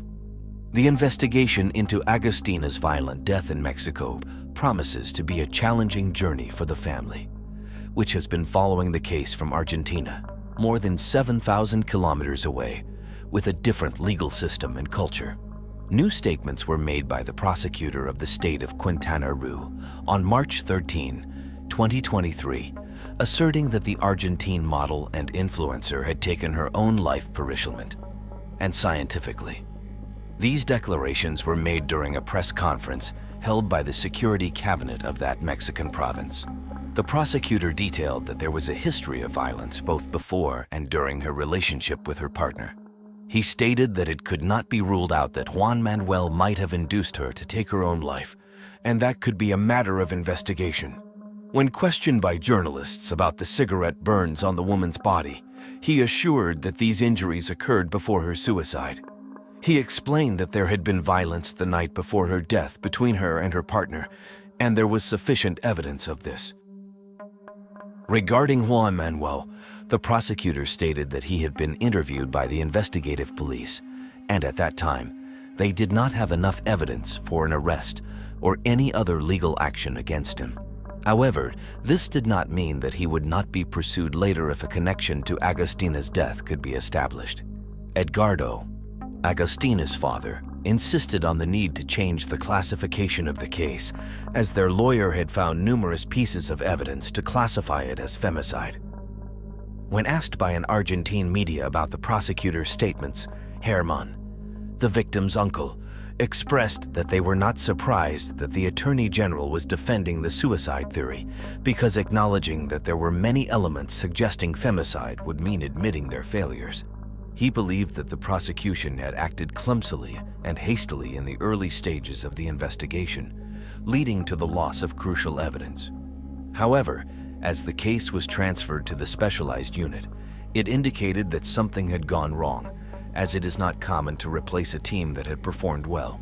He argued that the prosecutor was trying to defend the initial theory because going in a different direction would be an acknowledgement of their poor work. Gerardo Reynoso, a journalist, provided details of the judicial process. He explained that the Prosecutor General's office reclassified the death as femicide due to pressure from Agustina's family, the lawyer, and a feminist march on March 8th. However, in the subsequent hours, the justice system announced that they were still considering the suicide theory. He highlighted that, in general, the prosecutor's office did not want to validate the independent expert opinion that had found injuries compatible with femicide. Recognizing this would mean accepting that someone outside the prosecutor's office had solved a problem they should have handled with a properly executed expert analysis. Regarding Juan Manuel's situation, he pointed out that the prosecutor's office would have to call the boyfriend to discuss the case. In the event of her suicide, he would inevitably be part of the investigation, at least in the statements that should have been taken to determine what had happened. To make matters worse, the journalist emphasized that the crime was discovered on a weekend and during weekends in Mexico. Intern trainees and junior investigators typically handle duties. This could have been the reason why everything was mishandled. He believed that their actions were not malicious, but rather due to a lack of experience, and this was reflected in how the case was handled. Some days later, in Argentina, news surfaced about a call received by Agustina's father. A couple of days after the Women's Day March, a prosecutor from Quintana Roo contacted Edgardo by telephone on the instruction of the state prosecutor office, who wanted to speak with the family. Before hearing from the father, the person on the phone, speaking on behalf of others whose identities were unclear, stated that the system wanted to apologize for what had happened. They emphasize that if Agustina's boyfriend bore any responsibility, they would certainly prosecute, as there was no intention within the prosecutor's office to cover up anything. They added that if any public servant from the prosecutor's office was found responsible, measures would be taken. He also quickly clarified that he would organize a meeting with the general prosecutor and a team of experts to show the father what they had. He stated that the general prosecutor had instructed that other state agencies in Mexico should also review the autopsy. Then the prosecutor, who had been speaking gently, abruptly shifted his tone and raised a complaint.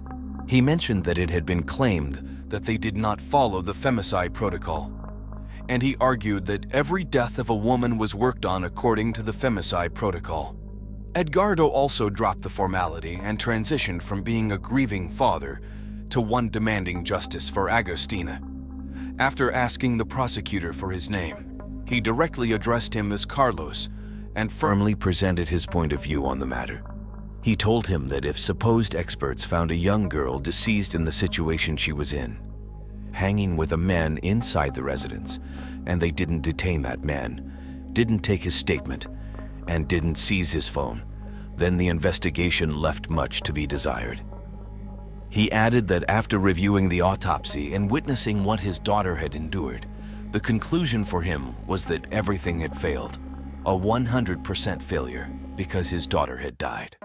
The latest information came at the end of March, just days before the 1-month anniversary of Agustina's death. The hypotheses of suicide and femicide are still being pursued on separate tracks.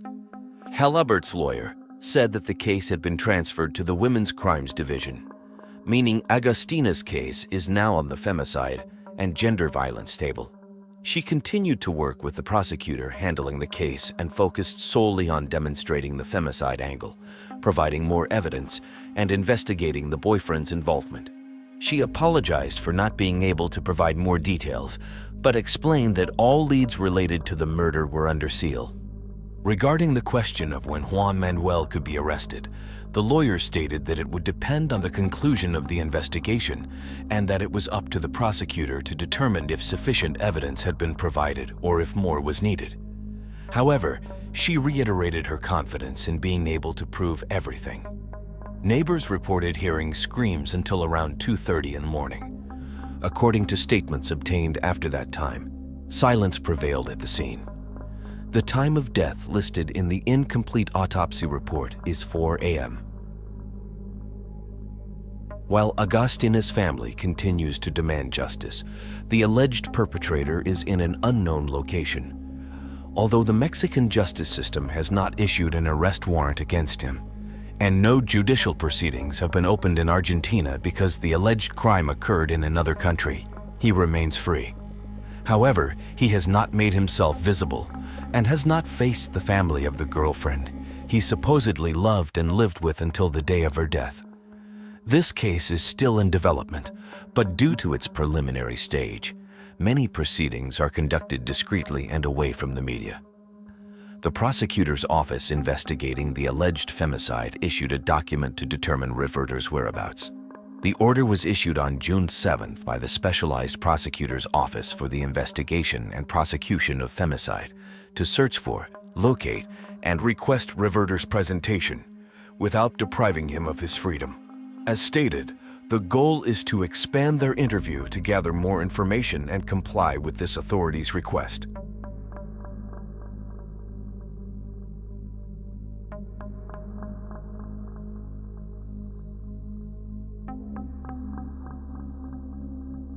Francisco Benitez, known as Paco, entered the world on December 13, 1963, in Algeciras, a city in Spain. Growing up alongside his 2 brothers and 1 sister, he spent his childhood in a town bordering Morocco. Paco received his education at a Catholic boarding school.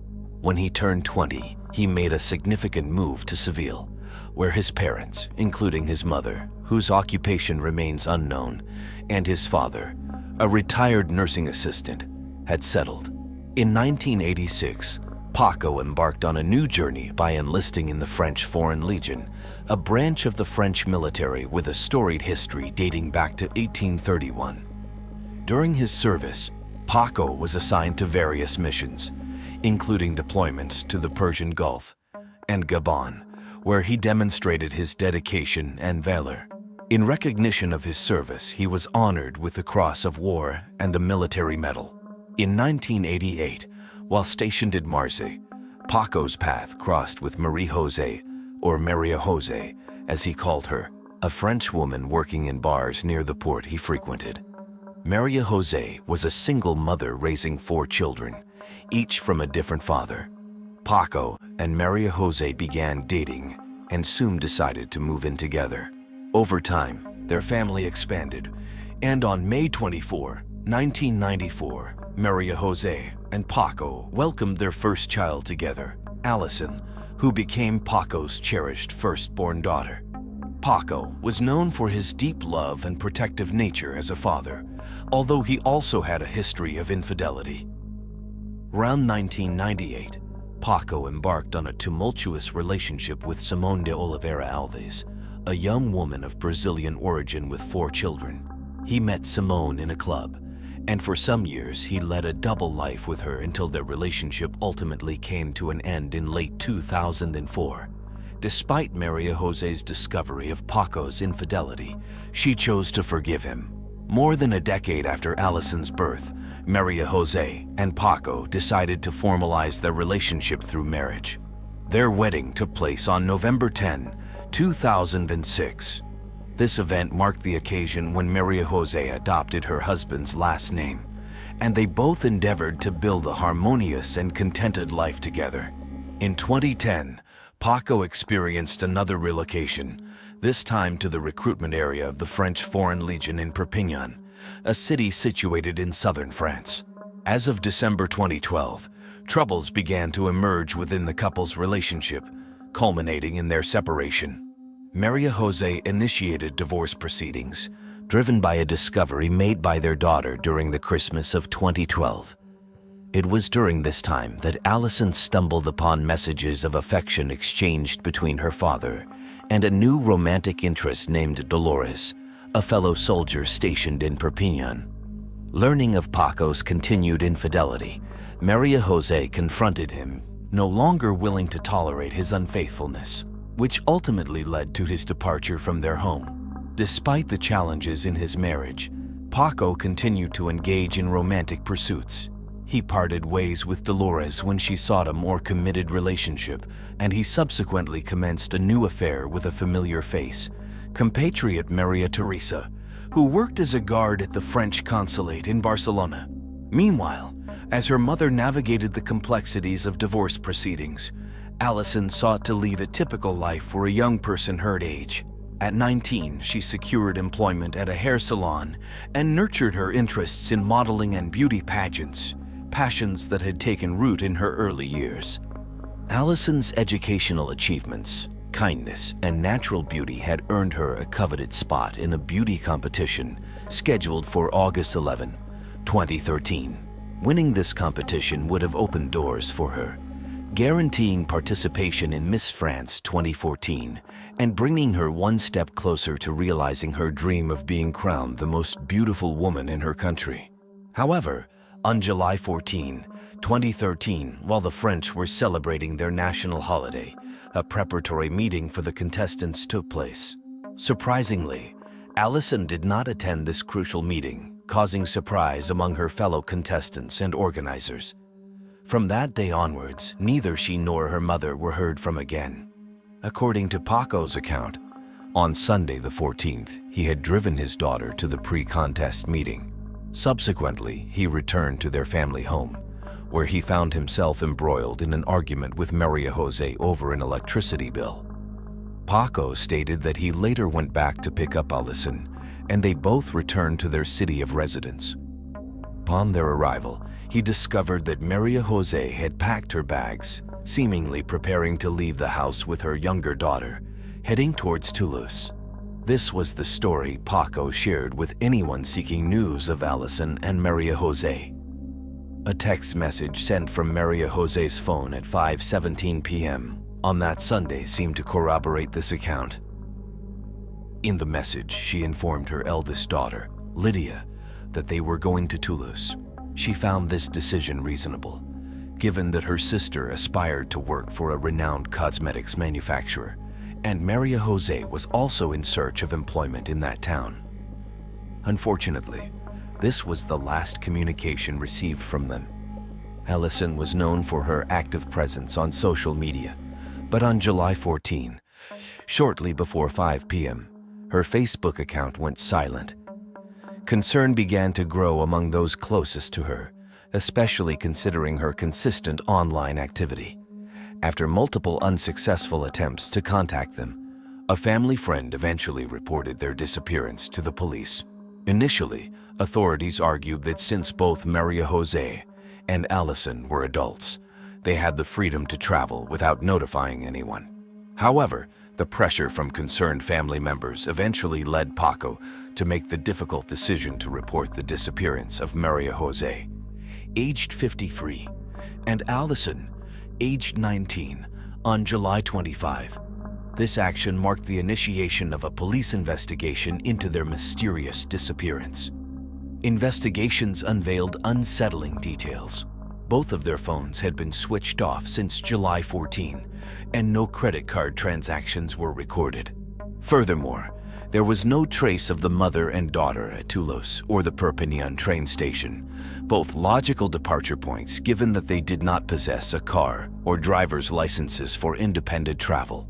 Interviews with friends and family firmly ruled out the possibility of them running away, particularly in Allison's case, as she was deeply enthusiastic about her life in Perpignan and her dream of becoming a beauty queen. A delegate from the Miss France committee shared in an interview that participating in the competition had been Allison's dream, and she had been highly motivated. She also recounted how Allison would frequently call for advice on what to wear in the days leading up to events. Additionally, she emphasized Allison's punctuality and her habit of notifying them if she was running late, making her sudden absence without explanation all the more perplexing. The investigation naturally focused on Paco, as he was the last person known to have seen them alive. Compounding his situation, the ongoing issues with his ex-partner and revelations of his double life made him the prime suspect. Media coverage of the case intensified, and the French public became engrossed in the unfolding mystery. Journalists crowded the street where the family's house was located, and passers-by didn't hesitate to direct accusations at Paco. On August 5, 3 weeks after the disappearance of his ex-wife and daughter, 50-year-old Paco was tragically discovered deceased. He had taken his own life by hanging himself in the barracks of the Foreign Legion, where he worked as a recruitment officer. Forensic experts determined that his death occurred between 5 and 7 in the morning of that fateful day. Following Paco's tragic death, a series of emails and letters addressed to coworkers and family members came to light, along with a final video that was published on the website of a French magazine. In these messages, Paco expressed his enduring love for his wife and daughter, emphasizing that the burden of suspicion had pushed him to take his own life.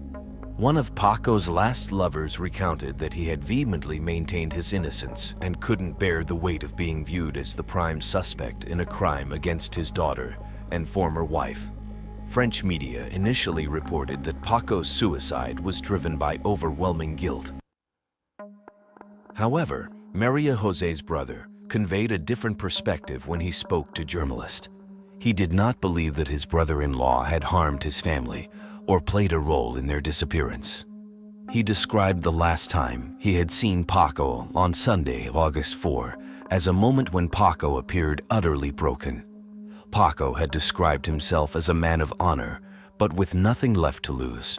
During that interaction, he also shared his suspicion that his sister had left their home in a fit of anger and might be in a place where she couldn't easily return due to the scandal surrounding her disappearance. These statements introduced doubt about Paco's guilt and even stirred feelings of sympathy and compassion for the deceased legionnaire. However, the same video and news of Paco's death brought forth a revelation that altered the course of the narrative. This revelation harkened back to 2004 and pertained to Simone, the woman with whom Paco had a double life. It emerged that upon learning of Paco's death through the news, Simone's relatives recognized him and promptly contacted the authorities. They revealed that Paco had been Simone's lover for 6 years until her inexplicable disappearance.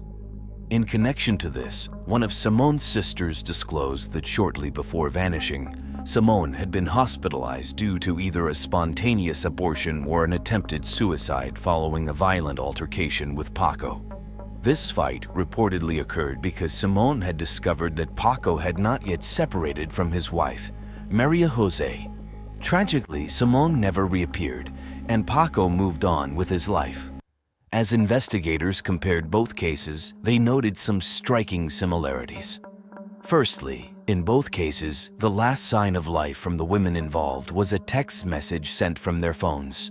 Simone informing Paco that she was leaving, and Maria Jose sending a message to one of her daughters. These parallels raised questions and added a layer of complexity to the mystery surrounding the disappearances. Another notable similarity in both cases relates to the delay in reporting the disappearances by Paco. In November 2004, he waited for several days before reporting Simone's disappearance to the police, a pattern that raised suspicion, even though he could no longer be prosecuted for the crimes committed. In late September 2013, a report raised disturbing questions. It was revealed that in mid-July, Paco had purchased a significant quantity of lye, a chemical known for its ability to degrade DNA, making it challenging for forensic experts to detect traces of cleaned blood at a crime scene. During meticulous forensic examinations, officials from the crime lab discovered compelling evidence of a substantial blood spill that had been meticulously cleaned both in the residence where Maria Jose and Allison lived and in the barracks where Paco worked.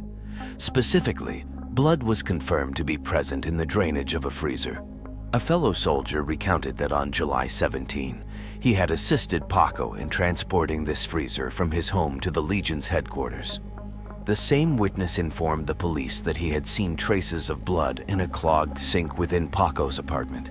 Moreover, officials found indications of blood in the room that Paco occupied within the barracks and within a washing machine where he had been observed washing sheets and clothing. Other unsettling details centered around the alleged disappearance of approximately 30 bed sheets from the military installation in July. Additionally, there were reports of a soldier who had witnessed Paco using a hose to clean a carpet from which a reddish liquid was emerging, a situation the man had explained as a result of staining while defrosting meat. Despite the high hopes generated by these revelations, the police faced difficulties in conclusively establishing the connection between Allison's DNA and the traces of washed blood or determining whether it resulted from the young girl's contact with the analyzed items.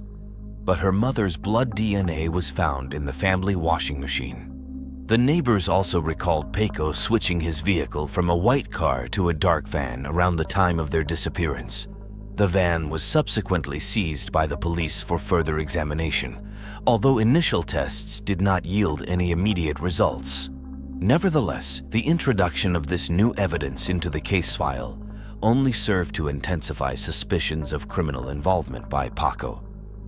As discussions surrounding Paco's possible connection to the disappearances gained momentum, reactions from those who knew the family were swift. Allison's former boss expressed how the entire community was deeply shaken by the unfolding story. Allison had been a beloved and dedicated employee at the hair salon, and her absence had a profound impact on the clientele. To them, it was inconceivable that her father could be linked to her disappearance. An unnamed family member told French media that Allison had been actively trying to understand the true nature of Paco. She questioned why her affectionate father was frequently absent, including during holidays like Christmas. She even harbored suspicions that her father might have had a double life with another family elsewhere, and was possibly tracking one of his lovers on the internet. These revelations added layers of complexity and intrigue to the already perplexing case. Maria Jose's brother, whom we've mentioned previously, shared the ongoing anguish that his family endured 5 months after that fateful July 14. He revealed that their desperation had not subsided since the beginning of the ordeal. He described how his life had come to a standstill, often disrupted by sleepless nights where he would turn to his computer in search of answers. He also expressed deep concern for his nephews, Maria Jose's other children, who had essentially been raised by Paco and affectionately referred to him as Dad. In contrast to his initial impressions after the disappearances, he stated that all the elements of the investigation seemed to point towards Paco as the primary suspect in the eyes of his family. However, he acknowledged that the evidence incriminating Paco was not sufficient to definitively prove that he had murdered Maria Jose and Allison. On the other hand, he remained open to the possibility that Paco might have had an accomplice. This theory arose from the last message allegedly sent by Maria Jose, which was written in impeccable French. He believed it couldn't have been Paco's work, as he struggled with the French language and had poor writing skills. He emphasized that at times when he communicated with Paco, he even had to ask him to rewrite sentences because they were incomprehensible. He vividly remembered Paco as a fiercely protective father who had never exhibited any signs of violence, making it inconceivable to him that Paco could harm his own daughter. He recounted that on the night before Paco took his own life, they spent 2 hours with him, and he appeared utterly devastated, continuously mentioning that he was going to do something reckless.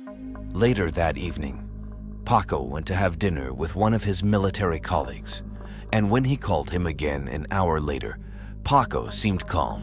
What struck him as very strange was the fact that he had to learn about the disappearances through television on August 1. In the midst of the turmoil, he reached out to Paco, who explained the disappearance and the supposed journey undertaken by Maria Jose and Allison. Paco reminded him that Maria Jose had left their home for 4 days on a prior occasion.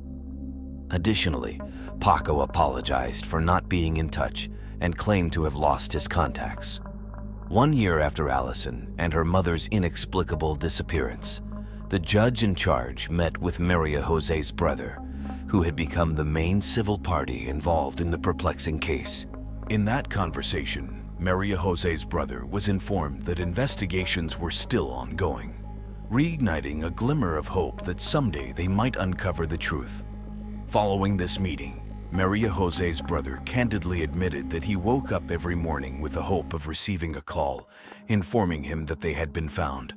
Although he had become more cautious and less optimistic over time, he underscored the importance of discovering the whole truth. He had become convinced of Paco's involvement in his family member's disappearance when Marie's DNA was found in the washing machine. He acknowledged that his life had essentially come to a halt since his sister and niece vanished. He dedicated all his time to collecting, comparing, and assembling evidence, driven by an unwavering determination to uncover the truth.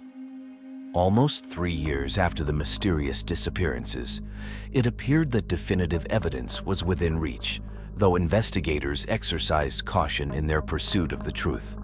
During that time, bone fragments were discovered on a secluded beach.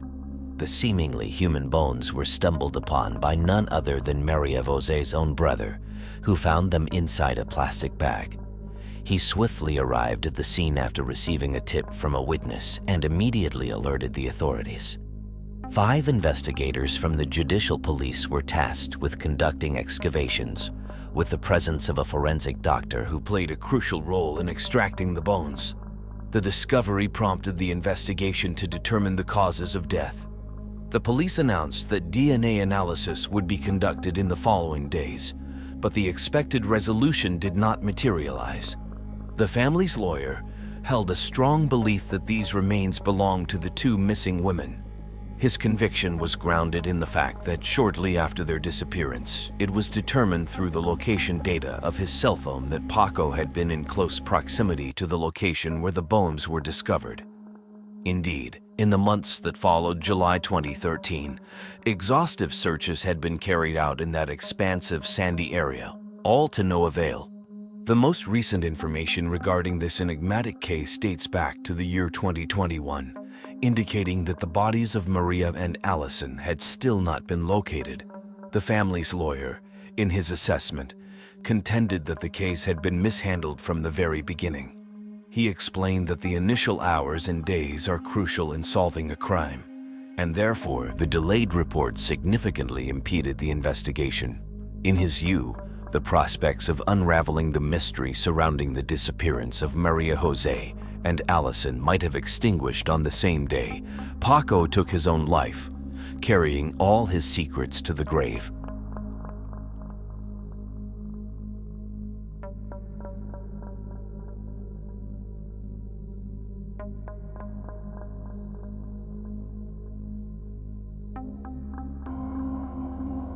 Felix Verdejo, born on May 19, 1993, in San Juan, Puerto Rico, began his journey in the sporting world at a tender age, swiftly rising to prominence by the age of 19.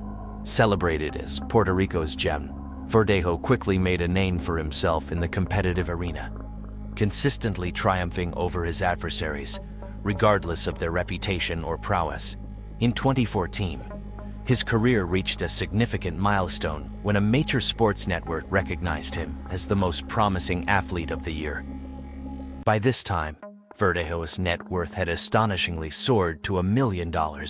This rise to fame was particularly evident during his unforgettable match against Laurel Alcantar, another undefeated contender. The bout, filled with high expectations and comparisons, ended dramatically when Verdejo showcased his dominance by knocking out Alcantar in a mere 21 seconds of the first round. Verdejo's record of 16 wins without a loss solidified his status as an international boxing icon. In 2016, he tied the bout with Elis Marie Santiago, a renowned social media influencer. The couple, having started their relationship back in 2011 during their high school days, welcomed their daughter Miranda in 2018. However, Verdejo faced a new challenge after a 13-month hiatus from the ring. His comeback was against the world-class Mexican boxer Antonio Lozada Jr. The match, as anticipated, was an intense showdown. Going into the final round, Verdejo was leading, but visibly drained. In a surprising turn, with only 30 seconds remaining, Lozada Jr. unleashed a barrage of punches, leading to an intervention by the doctor and marking Verdejo's first defeat. Despite his public persona as an exemplary family man, Verdejo had a hidden side. He was involved with individuals in the substance trafficking world and had numerous affairs.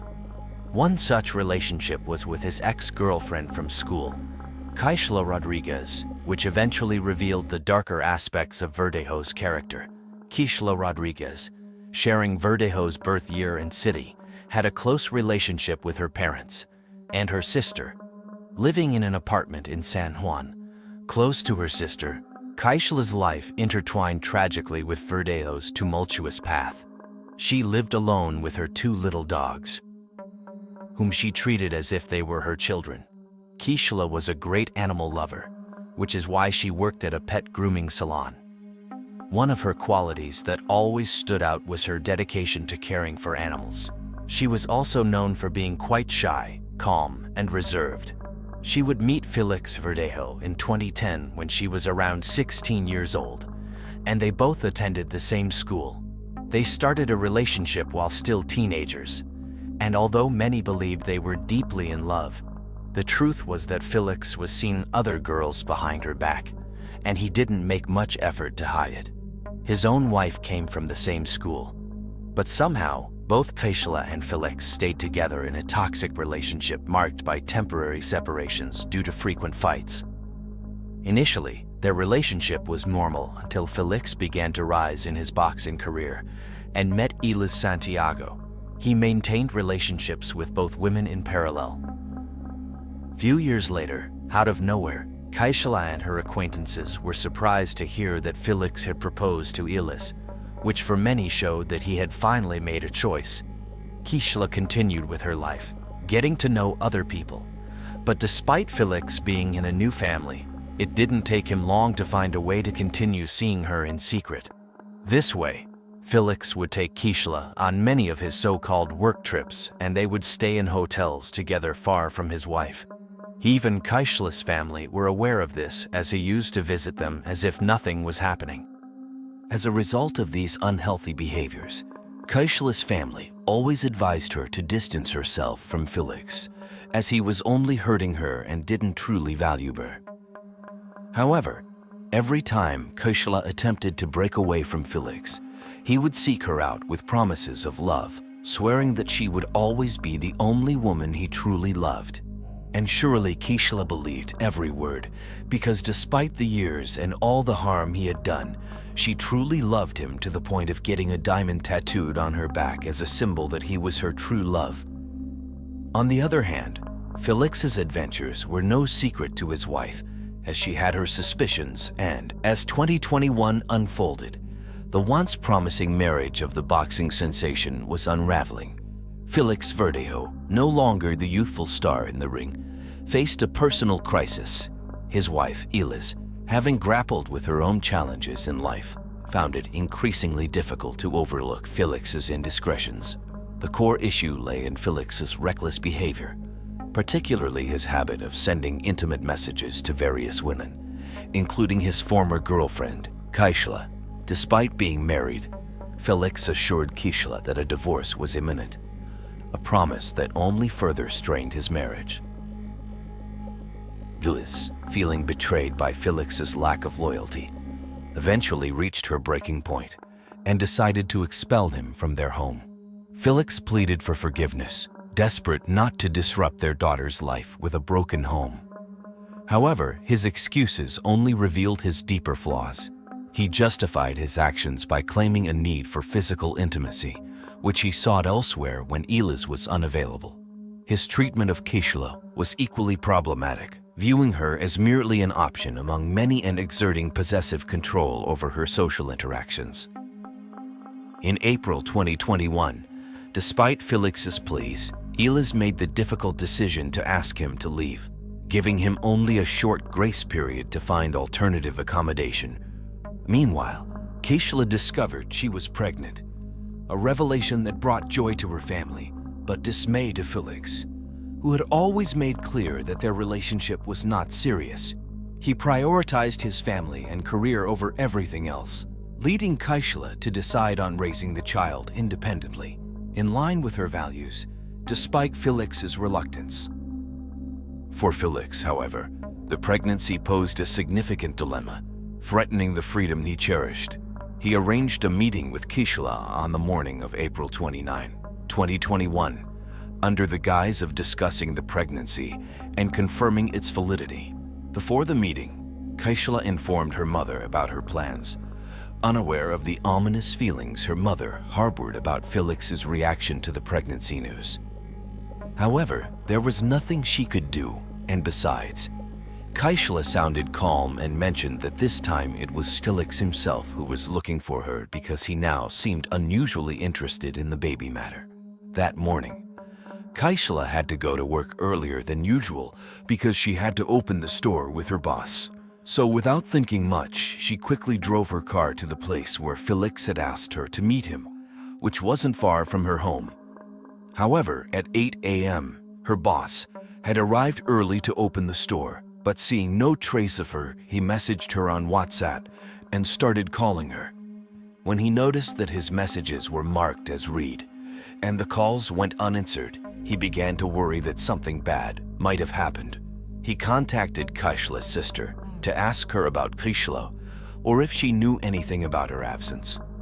Her sister, who had no idea what was going on, was surprised that her sister was missing work like this. So she told Keishla's boss that she would try to locate Keishla to make sure everything was okay. Then she called her mother quickly around 9 a.m. to inquire about Keishla, since she had received no response from her sister's phone, and Keishla had also missed work. Keishla's mother immediately realized that something had happened to her daughter, and Felix was likely involved because her daughter was not the type to disappear without communicating with anyone. First, she tried to contact Keishla herself, but like the others, she received no signs of life. Without hesitation, she took the first flight from Orlando, where she was at the moment, to get to Puerto Rico as soon as possible.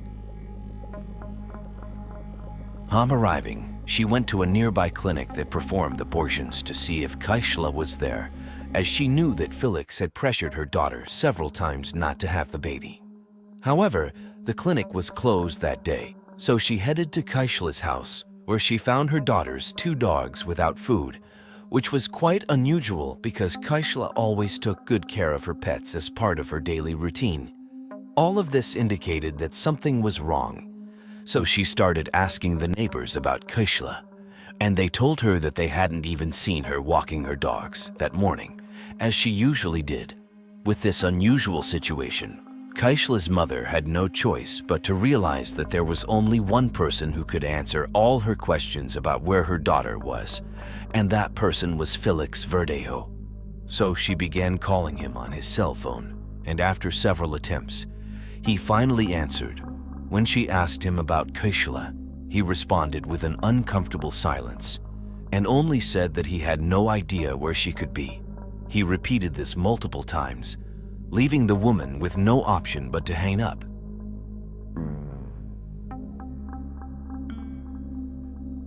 Despite Felix's denial and his lack of interest in searching for Kaishla, her family didn't wait any longer and reported Kaishla's disappearance to the authorities. With Kaishla's mother testimony, the police made Felix Verdejo the prime suspect, as he was apparently the last person seen with the victim alive. The investigation into Kaishla Rodriguez's disappearance swiftly commenced, centering on her recent cell phone activity and call history. On the morning of April 30th, Kaishla's family made a heartfelt appeal on a live TV broadcast, seeking public assistance in locating her. They disclosed her relationship with Felix Verdejo and her pregnancy, which was reportedly unwelcome news to the boxer. This revelation quickly dominated media headlines. Later that day, Kaishla's car was discovered abandoned. It was found thanks to alert neighbors who notified the police, noting its unusual presence in the area. Examination of the vehicle revealed unlocked doors and untouched personal belongings, eliminating robbery as a motive.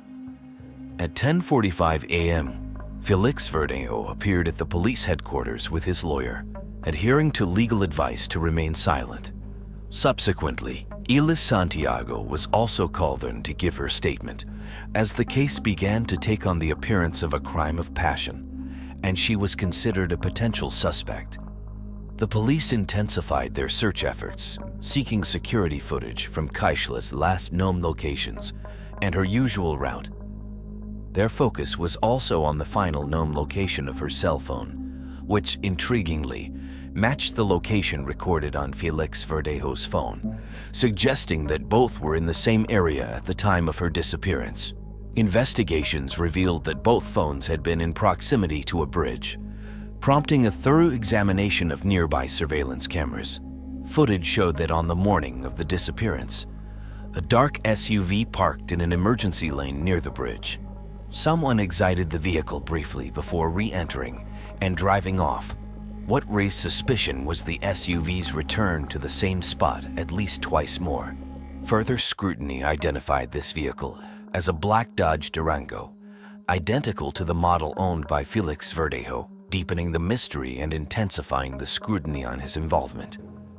On Saturday, May 1st, at 2 p.m., an anonymous 911 call provided shocking information about Kaishla's disappearance. The authorities wasted no time and went to the location given by the anonymous informant. There, they discovered a lifeless body floating in the San Jose Lagoon. When the police notified Kaishla's family via phone call about the discovery of a body that matched certain characteristics of her, the family was summoned to identify the body, and that's when it was confirmed that it was indeed Kaishla Rodriguez. The forensic examination revealed that Kaishla had a fractured jaw and a significant blow to her nose. In addition, the blood analysis showed the presence of drugs capable of rendering someone unconscious to the point of fainting. Her hands and feet were bound with a metal cable to a concrete block, which seemed to have been intended to weigh down her body to the bottom of the lagoon. The victim appeared to be alive until the moment she was thrown into the water, leading to the conclusion that she died from drowning. The following day, the police went to Felix's residence, where they seized his SUV for investigation and analysis, as it was evidently the vehicle used to transport the victim's body. On the evening of May 2nd, Felix turned himself in at the police station with his lawyer and was arrested on charges of kidnapping, auto theft, murder, and the death of an unborn child since the victim was pregnant with a 1-month-old embryo. The boxer was taken to prison without the option of posting bail to prevent him from fleeing the country. Meanwhile, a few days before his arrest, something unexpected happened. A man named Luis Cadiz contacted lawyers, claiming to be an important witness in the case and in need of their services for his defense. He did not have enough financial resources to pay for legal representation, but what he was about to confess would also implicate himself in the crime.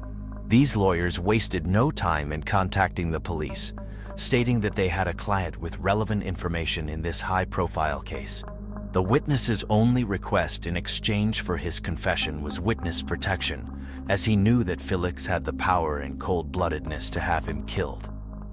It was through Luis Cadiz that authorities learned that Felix Verdejo had not acted alone and that he had an accomplice in carrying out this crime. At this point, the entire population of Puerto Rico was outraged and shocked by how someone like Felix Verdejo, who was a national star, could do something like this to a pregnant woman he supposedly loved. The judicial process. By this stage, authorities had compiled a comprehensive collection of evidence against Felix Verdejo, including his text messages, financial records, and footage from security cameras tracking his SUV around the time of the crime. Verdejo's explanation was that he had planned to meet Kishla, but was delayed due to a prolonged training session, resulting in a missed encounter as Kishla had work commitments. Hillis Santiago, who had separated from Verdejo by then, reported that on April 29th, Felix had left early for a run and was out of contact until he returned home the next day to collect clothes before heading to the police station. It wasn't until May 2nd that Elis herself visited the station, where she was treated as a suspect. Felix later reached out to her, expressing regret for leaving her alone with their daughter and admitting his intention to surrender to the police. He downplayed the situation, claiming it was related to a drug trafficking charge. Elis, in a distressed state, revealed that she had received multiple threatening messages, accusing her of complicity in Kishla's murder.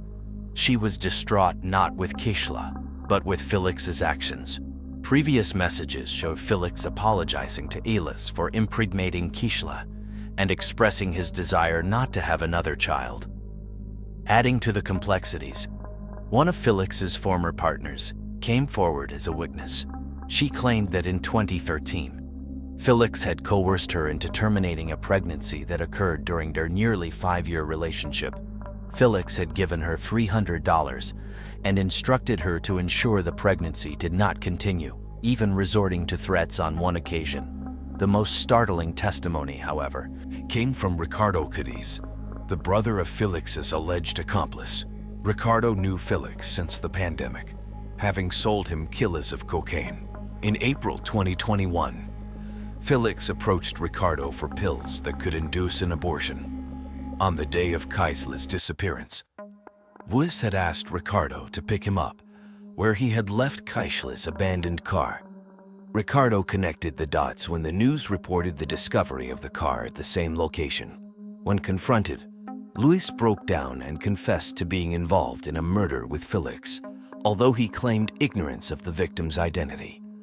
Following this revelation, Luis asked Ricardo for help in turning himself in because he couldn't bear the weight of what they had done. Ricardo then called the police to report his brother. Finally, the prosecution brought forward Luis Cadiz, who knew exactly what had happened on that Thursday, April 29th. He began by stating that neither of them had a plan in mind to take Kishla's life. He only knew that Felix was truly desperate and willing to do whatever it took to end the victim's pregnancy. Felix promised to pay Luis a large sum of money if he helped. The day before the incident, the two men had gone to Kaisla's residence, but she wasn't there as she had gone to get her nails done, and it was getting late. They drove to the bridge where they finally left her to check the location of the cameras and their surroundings, preparing for their plan the next day with less margin for error. Later that night, they began to plan how they would commit the crime, and the idea of rendering the woman unconscious with a certain substance and then throwing her off the bridge came to mind. Louis provided Felix with a block of cement and a syringe containing a powerful substance. On the fateful day of April 29th, early in the morning, Felix Verdejo sent a message to Luis Kitties, which he later erased, stating, "We're coming for you, Titan." The duo then set off to meet Kishla at a prearranged location. Upon arrival, Felix instructed Kishla to get into the car, but she was taken aback to find Louis already inside, creating a tense atmosphere. Despite her apprehension, Felix reassured her there was nothing to worry about and asked her to give her car keys to Louis. Nervously, Kishla complied, stressing her need to not be late for work.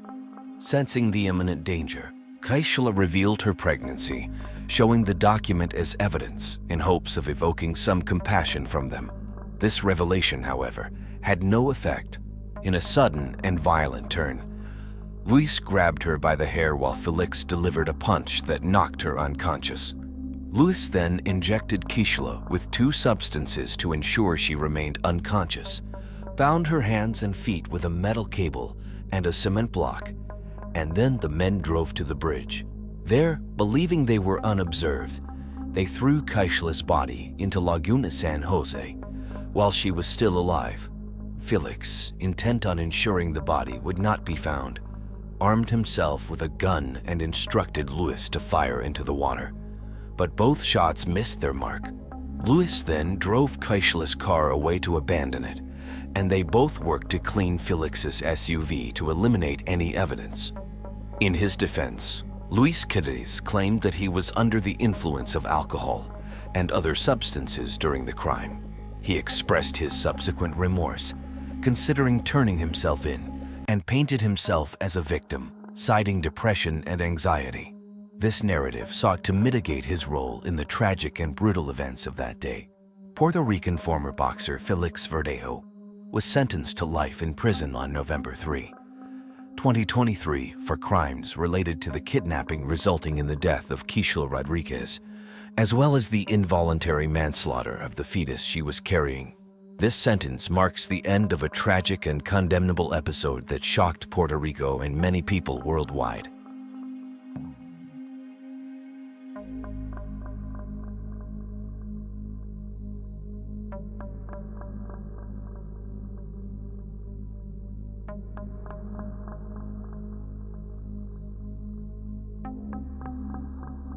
The horrible James Bulger case. On February 12, 1993, a Friday afternoon in Bootle, England, specifically at the New Strand Shopping Center, Denise was with a friend and her son, James Bulger. James had recently stopped using a stroller, as he was 2 years and 10 months old, so he was walking alongside his mother. At around 3 o'clock in the afternoon, Denise's friend took a different path, leaving Denise alone with her little James. At one point, Denise went to a store with her son, bought what she needed, and when she realized it, she saw that James was not with her. It was only a momentary distraction for a few seconds as she checked her purse, but this oversight would change their lives forever.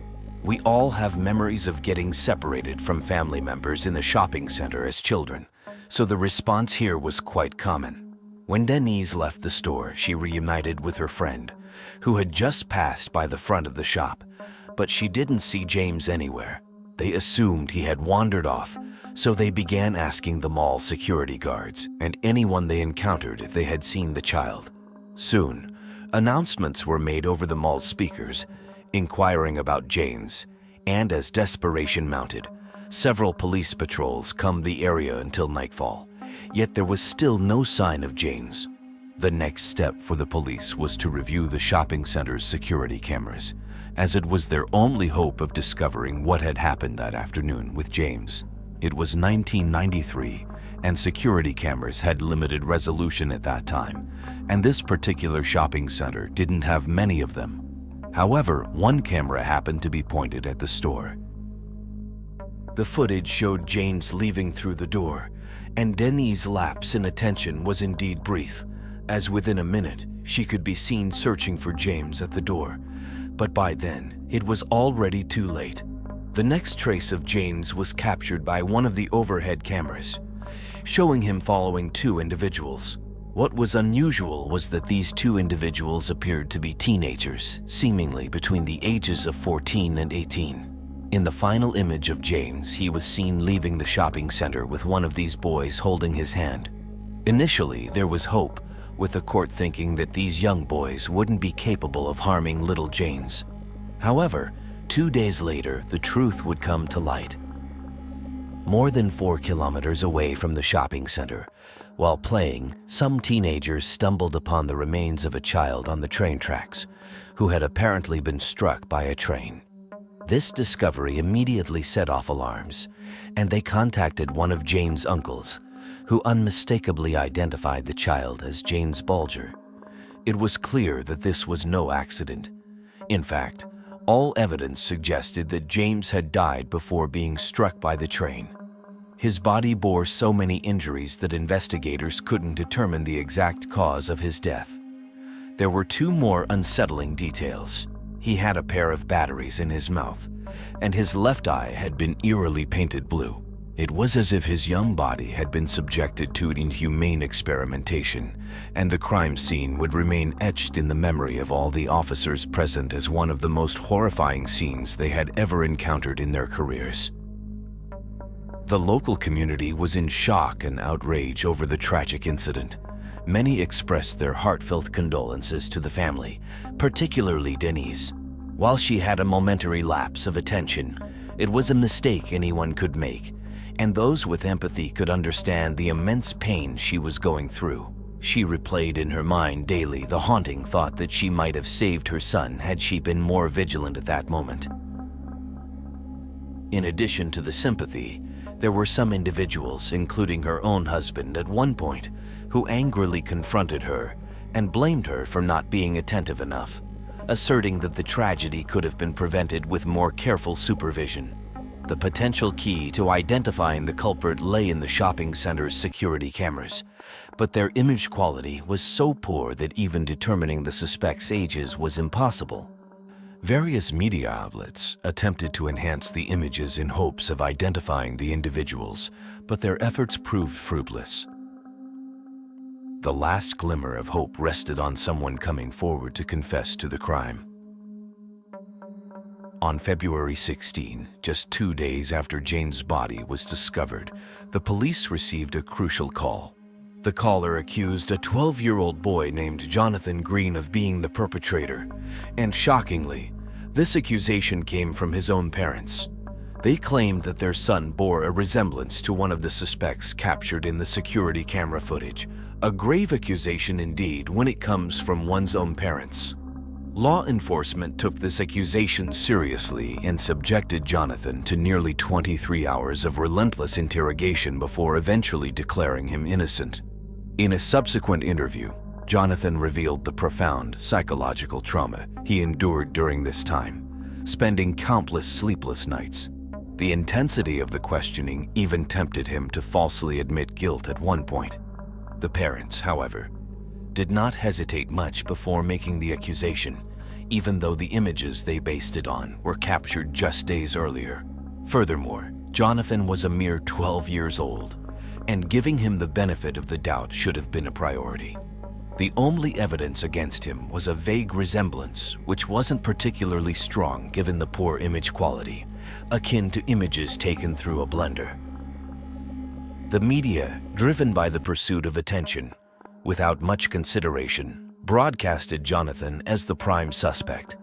This prompted people, fueled by a thirst for justice, to attack the vehicle in which he traveled with his parents and to vandalize their home by pelting it with stones until all the windows were shattered. The harassment was so severe that the Greens had to abandon their home and relocate to another city.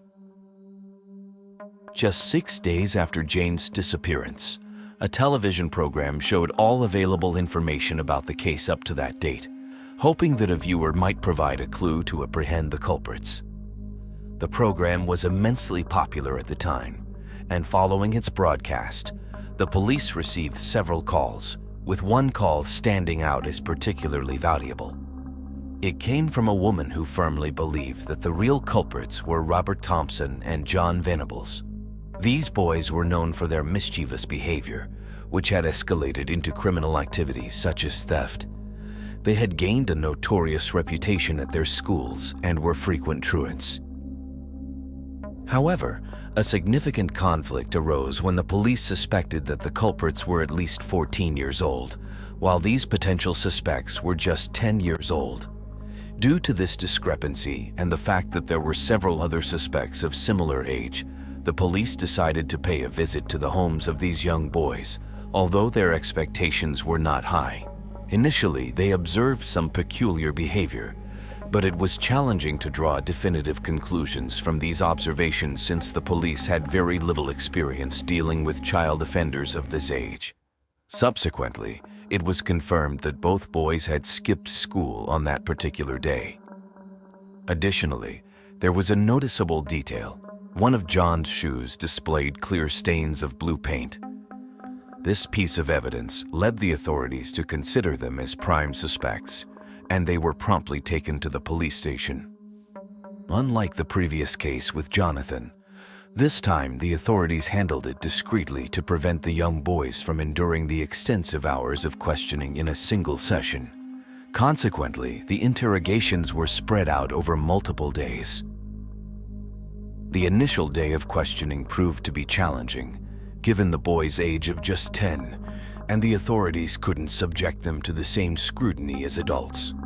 As a result, both boys steadfastly denied any involvement in the crime, and their age and emotional state played a significant role in this response. However, as the interrogations continued into the second day, a marked contrast emerged between Robert and John. Robert remained composed, displaying little emotion, not shedding a tear, and maintaining a stoic demeanor. On the other hand, John's emotional resilience began to waver, and he eventually confessed to the crime.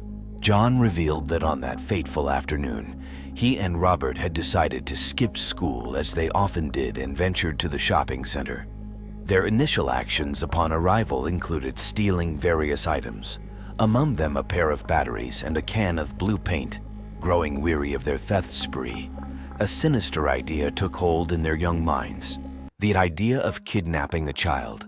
They planned to take the child onto the street and push them in front of an oncoming car. To execute this plan, they first signaled to another child to approach them. Fortunately, the child's vigilant mother intervened in time, preventing any harm. Continuing with their disturbing plan, as they passed by a butcher shop, they signaled to James Bulger through the window. Tragically, James responded to their call and left the shop, unbeknownst to his mother. The two boys quickly whisked James away from the shopping center to carry out their dark scheme. However, James, with his remarkable balance, made it challenging for them to push him far enough onto the road for a car to strike him. Undeterred, they decided to take James to a nearby canal, intending to push him in and drown him. Upon reaching the canal, they pushed him from above, but instead of falling into the water, James tumbled and struck his forehead, resulting in a visible bump. His cries for help filled the air. It is estimated that approximately 38 individuals witnessed these two boys with James, and a few inquired about their actions. Initially, one of the boys falsely claimed that they were brothers, which caused frustration among those who witnessed the incident. It is important to note that the onlookers faced a challenging situation involving children who appeared innocent, making intervention at the time more complex. However, what remains alarming and subject to criticism is the false explanation provided by John and Robert to one individual, stating that James was a lost child, and they were taking him to a police station. At that point, an adult had to be held accountable because this tragic incident could have been prevented. It's clearly irresponsible to entrust the care of a lost child to two 10-year-olds. After walking for more than 4 kilometers, the boys took James to a remote railway track, devoid of any witnesses, and carried out unspeakable acts that are too gruesome to detail. They utilized whatever items they could find, including bricks, stones, and even a hefty 10-kilogram metal bar, inflicting unimaginable suffering upon James.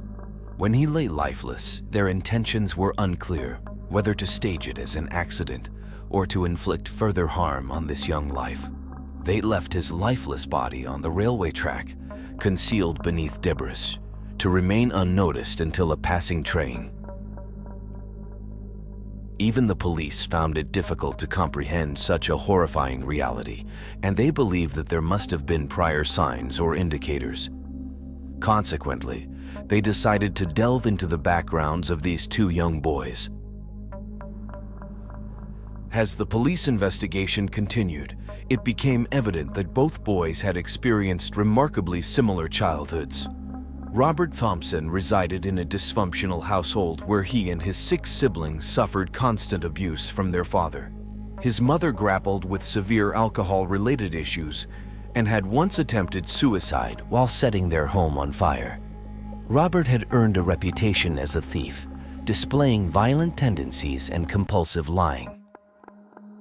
John Venables, on the other hand, came from a fractured family where his parents were divorced, and he received minimal attention and affection. Coupled with his short temper, John often engaged in mischief and fights to garner attention, eventually leading to his expulsion from school. It's widely believed that Robert took on the role of the ringleader during their terrible actions. Throughout the interrogations, both boys attempted to shift blame onto each other. Robert, displaying a shrewd demeanor, would acknowledge his presence but claim that he left when he saw John beginning to torment James on the railway tracks. When confronted with questions that cornered him, he would feign tears without shedding a single drop.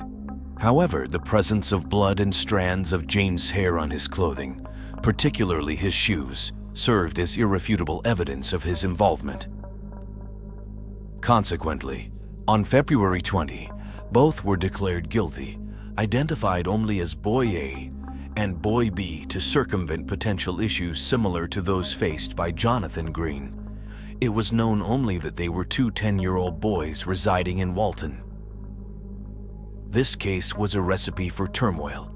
The brutal murder of a child as innocent as a 2-year-old had shaken the community, evoking tears and profound anger. The sentiment was so intense that it practically condemned the perpetrators to a life in hiding if they ever ventured into the public sphere. Yet, these culprits were merely children of 10, making any sentencing decision the subject of heated controversy. There was a significant divide in public opinion regarding the appropriate punishment for John Venables and Robert Thompson. While some called for the death penalty, others believed that a regular prison sentence would suffice. The debate also centered around the issue of anonymity. Why should these boys be shielded from public exposure when other murderers were not afforded the same privilege? Revealing their real names would effectively have been a death sentence, erasing all the efforts invested in their psychological rehabilitation. However, some may argue that if they didn't afford James a chance to live, why should they be allowed to live freely? When the trial started, the parents of the accused were moved to different parts of the country and assumed new identities following death threats. The full trial opened at Sessions House, Preston, on 1 November 1993, conducted as an adult trial with the accused in the dock away from their parents, and the judge and court officials in legal regalia.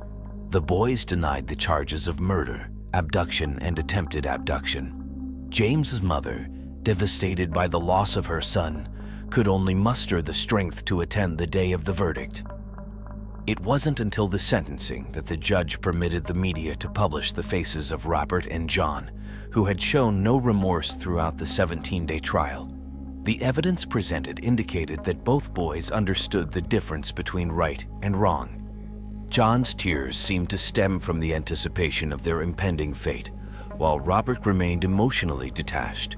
With this knowledge in mind, on November 24, 1993, John Venables and Robert Thompson, initially facing a minimum of 15 years in prison, received a different sentence.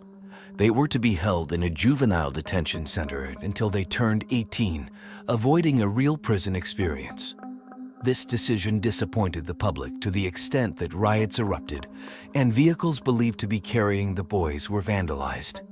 However, these vehicles were decoys, and the boys were transported discreetly in other vehicles.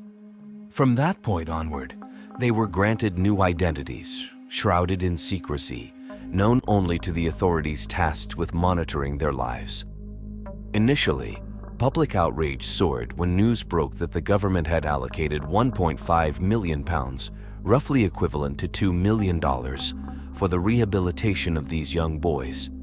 This sparked a moral dilemma, as many argued that this substantial sum could have been better spent on saving innocent children, providing them with essential medications and sustenance. After all, this money came from hard-working taxpayers who weren't keen on supporting these boys financially. Some demanded a minimum prison sentence of 15 years for the young offenders, and this demand held some validity. Despite the expertise of psychologists, it's well established that by the age of 18, an individual's brain hasn't fully matured and latent issues may surface. Allowing potentially dangerous individuals to exit psychological support at this age was seen as a considerable risk. In June 2001, both boys were released, and their anonymity would only be lifted if they committed another crime. Interestingly, Robert, who initially appeared more problematic, managed to stay clear of criminal activity. On the contrary, John's behavior took a different turn, becoming a focal point for those questioning the efficacy of the system and how such individuals could be allowed to reintegrate into society. John's criminal history began with a brief jail sentence in 2008 for instigating a bar brawl and being found in possession of drugs. In 2010, he faced arrest for possessing indecent images related to child abuse. Subsequently, he was convicted and sentenced to 2 years in prison after confessing to downloading and disseminating such content online. Although he was released in 2013, he returned to jail in 2017 on the same charges. This time, he received a 40-month prison term after admitting to possessing over 1,000 explicit images. The exact details of his release and subsequent actions remain unclear, as authorities, seemingly regardless of his actions, continue to shield him from public scrutiny. Even 2 decades after the initial crime, John managed to claim another victim, 36-year-old Scott Bradley. Scott, a family man, fell prey to false rumors that he was, in fact, Robert Thompson. Over several months, he endured relentless harassment, insults, and threats directed at his family, and most importantly, his beloved son. During one phone call, he confided in his mother, expressing his unbearable distress and a desire to end his own life. Regrettably, she didn't take his words seriously, assuming the situation would eventually subside. Tragically, on August 10, 2012, Scott Bradley's mother discovered her son's lifeless body hanging from a noose. When authorities arrived at the scene, they determined it was a case of suicide. The mother of James Bulger, along with countless others, couldn't help but wonder if this tragedy might have been averted had the true identities of the original perpetrators been revealed. In late June 2019, it was reported that British officials had considered resettling Venables in Canada, Australia, or New Zealand due to the high cost behind protecting his anonymity. British authorities had reportedly spent £65,000 in legal fees to keep Venables' identity a secret.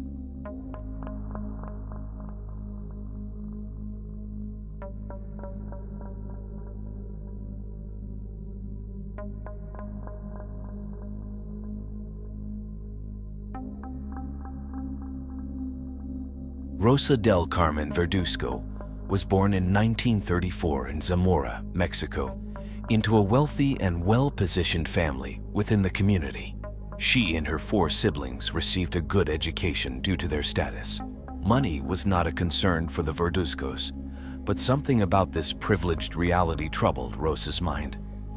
While she and her family could afford anything they wanted and enjoy a good life, thanks to her father's ability to run commercial businesses, other children faced harsher realities. This seemed unacceptable to her, and from the moment she became aware of it, a compelling need to make a change about the issue that bothered her was born.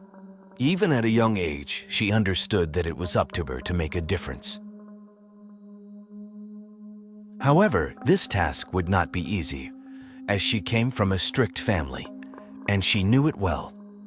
It was rumored among the inhabitants of Zamora that in her preteens, Rosa had fallen in love with a laborer, and her parents did everything possible to stop the progression of that relationship. At that time, Rosa had no choice but to accept her parents' order to distance herself from that man. Outraged by what she had to endure, she swore she would never marry, but she would have children. One day, while walking through the streets of her city, she met a boy slightly younger than her, who was 13 at the time, living in the open. Rosa felt she could not turn a blind eye and had to remedy the terrible situation the boy was going through, rescuing him from poverty. She took him to live in her house with her family, so he could finally rest under a roof and have a meal on the table. Her parents refused, considering her too young to face such a responsibility, but they eventually agreed to receive him due to her persistence. For time, this activity became a habit for Rosa, or rather, her passion. After a few months, the number of children living under her care had multiplied. Amidst this turmoil in the Verduzco household, her father passed away. Although this terrible event deeply affected Rosa, she saw it as an opportunity to fully pursue her dream. So then, she convinced her mother to buy her a house where she could shelter and help more children. On one hand, Rosa was just as young as her rescued children and also needed adult care, but on the other hand, she would no longer have to occupy her own space. This was how Rosa settled in her first home, but she experienced firsthand what it was like to live without money or food. Far from being an impediment, she went out to walk the streets of the city with the other children to earn their daily food. Her dream was coming true as more and more children arrived at the home under her wing. The shelter began to receive donations from residents and prominent personalities who were moved by Rosa's altruism, allowing her to gather the necessary funds to buy a larger plot of land and build a shelter with much more capacity, the same shelter that years later became known as La Gran Familia. Rosa Verduzco's work was quickly recognized by the population, who were inspired by her commitment and devotion to the care of minors, and consequently, donations soon appeared. Food, school supplies, cleaning products, and money, among other things, made it possible to maintain the place that Rosa and her children built with their own hands. In 1947, La Gran Familia opened its doors, but it was in 1973 that the establishment became a civil association, not only receiving street children but also those whose parents could not maintain them due to various difficulties, or who were affected by substance abuse. Keeping them under a roof was one of the objectives, but the priority of the shelter was to provide them with the necessary education to allow them to be professional and independent individuals in the future. For this reason, they had an educational program including primary, secondary, high school, and even university extension careers, recognized and validated by the government. In addition to conventional training, the minors attended physical education classes, sewing workshops, and many more categories. However, one of the most outstanding and proudest for Rosa was musical learning. The children residing in the establishment had to learn to play an instrument or sing. Thanks to this, a large orchestra was formed that did not miss a celebration without presenting their musical number. La Gran Familia gained great popularity, reaching the ears of many politicians who decided to support and get involved in the project. Governors like Vicente Fox and Felipe Calderon, to name a few, became great admirers and allies of Rosa Verduzco. The work carried out there was so recognized that even during a visit by Queen Elizabeth of England to Mexico, she requested to meet Rosa Verduzco, in addition to donating a bus for transporting the children and money to build a gymnasium. Rosa agreed to the meeting, but added a condition to the Queen's request. She was willing to receive her if the children could be present at the venue and share a meal with her and the prince consort, as well as offer them a musical number. Rosa Verduzco made it happen. It was known that with her undeniable determination, she could achieve everything she wanted, and she had already proven it over decades. Thanks to that defining character, over the years, hundreds of children were welcomed into that home. All were received. However, as often happens in such cases, not everyone was very happy with her way of being. Rosa Verduzco faced controversies from the beginning of her project. One of the first reasons she was criticized concerned the location of the shelter, as it was located in an affluent area of the city. Her neighbors were not willing to share space with an establishment that, at first glance, looked deplorable, as it had been built by inexperienced hands, and occasionally some walls would crumble and had to be rebuilt. However, there were more terrifying reasons to judge what happened at La Gran Familia. Amid so much kindness and generosity seemed to hide a secret that only those behind those doors seemed to know, or at least someone that no one dared to tell, for fear of Rosa's reprisals.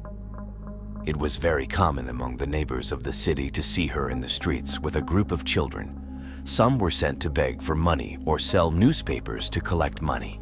Meanwhile, others, the more privileged or at least chosen by her, accompanied her to have a chocolate she invited them to.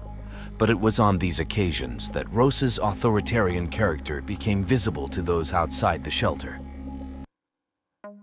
In popular celebrations, when the town gathered in the streets, Rosa sent the children to ask for toys and authorized them to bite people who refused to give them anything. On the other hand, merchants or anyone who crossed her path were obligated to make some type of donation that Rosa demanded. The woman had the freedom to do and undo. It was evident that she had a power that exceeded her good intentions of running a home for children. Soon, the inhabitants of the city realized who this popular personality really was. She was greatly admired to the extent that parents threatened their misbehaving children with sending them to Rosa's place, as if that was the worst punishment they could receive. Everyone was aware and divided between those who praised her and those who hated her. However, what seemed unnoticed by the authorities was the actual happenings at the shelter, as no one dared to even visit the place occasionally to ensure it was operating according to governmental regulations. For 60 years, Rosa operated with perpetual impunity, aided by a corrupt system that delegated to one person the work others were incapable of doing. But the truth hidden beneath her kindness and generosity was unmasked in July 2014, after receiving more than 50 complaints from people external to the shelter and survivors of that hell. The Attorney General's Office of the Republic intervened at La Gran Familia to begin an intense search. Families of people who had been through the place and those who had experienced the mistreatments recounted to authorities about extreme conditions of insalubrity, carnal abuses, physical punishments, and deprivation of freedom. During the search at La Gran Familia, the police confirmed a huge amount of spoiled food that was provided to the children, which consequently led to severe cases of malnutrition. Among the testimonies, a survivor recounted being forced to eat flies just to get something in his stomach. Furthermore, other horrifying confessions reported that an endless number of crimes occurred there, threatening the integrity of the children, with numerous cases of abuses perpetrated by the same teachers or caregivers of the shelter. Some stated that within the establishment, There were many pregnant women who, after being forced to give birth, had their children taken away and registered under the Verduzco surname, thereby depriving the mothers of any rights over their babies. Thousands of children were adopted by Rosa Verduzco, despite its illegality, and worse yet, nobody stopped her from committing the crime. On the contrary, it was allowed. What Rosa did next with those children is even more heinous. Having legal custody of the adopted people allowed her to keep them away from their families until they reached adulthood. Whenever their relatives tried to visit them, they were violently expelled from the institution. But later, when they were supposedly able to finally go out into the world as restored individuals, Rosa demanded an exorbitant sum of money in return, as she had authority over them, effectively finding under that excuse a way to traffic people. It was impossible for these families to gather the demanded sum, so some never managed to leave. Moreover, if they tried to escape, they faced brutal beatings and confinement in cells, to the point that one of the victims reported that after a failed escape attempt, their ears were cut off as punishment. What had once been a shelter had ultimately become a prison. Long list of testimonies exposed the tortures and crimes committed within La Gran Familia. At the time, the Attorney General's office witnessed firsthand the deplorable state of the facilities.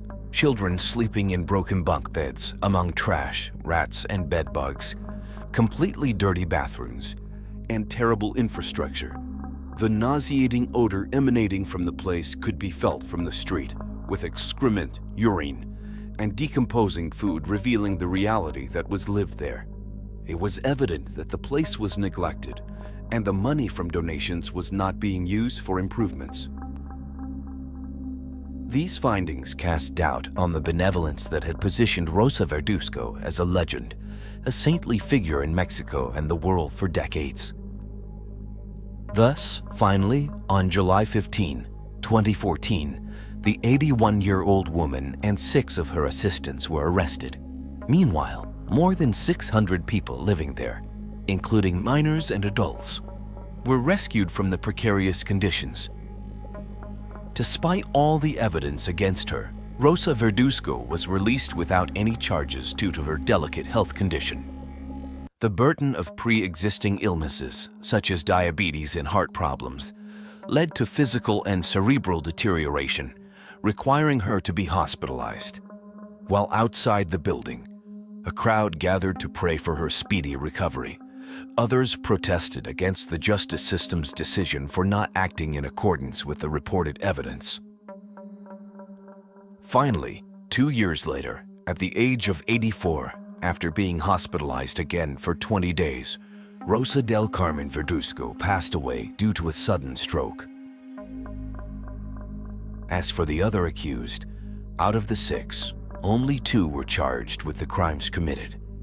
The others were released just like Rosa. In 2016, 2 years after the discovery of the truth, the Attorney General's office declared itself incompetent to follow up on the investigation into the case, deciding to leave it in the hands of the state. To everyone's surprise, the case remained unresolved, without any resolution, and much less any detainees paying the sentence they deserve for the committed crimes, including deprivation of liberty, the abuse suffered by the children, and the trafficking of them, among other horrific acts. The nickname The Boss was not given to Rosa randomly. It was her political contacts who called her that due to her decisive character, her authoritarian personality, and her ability to run a business of such magnitude. What never became clear was how a person with such a strong vocation for service from an early age turned into such a sinister figure, forgetting the true reason why she was there. Some theories suggest that she was involved with Mexican cartels and that La Gran Familia was an ideal place for money laundering.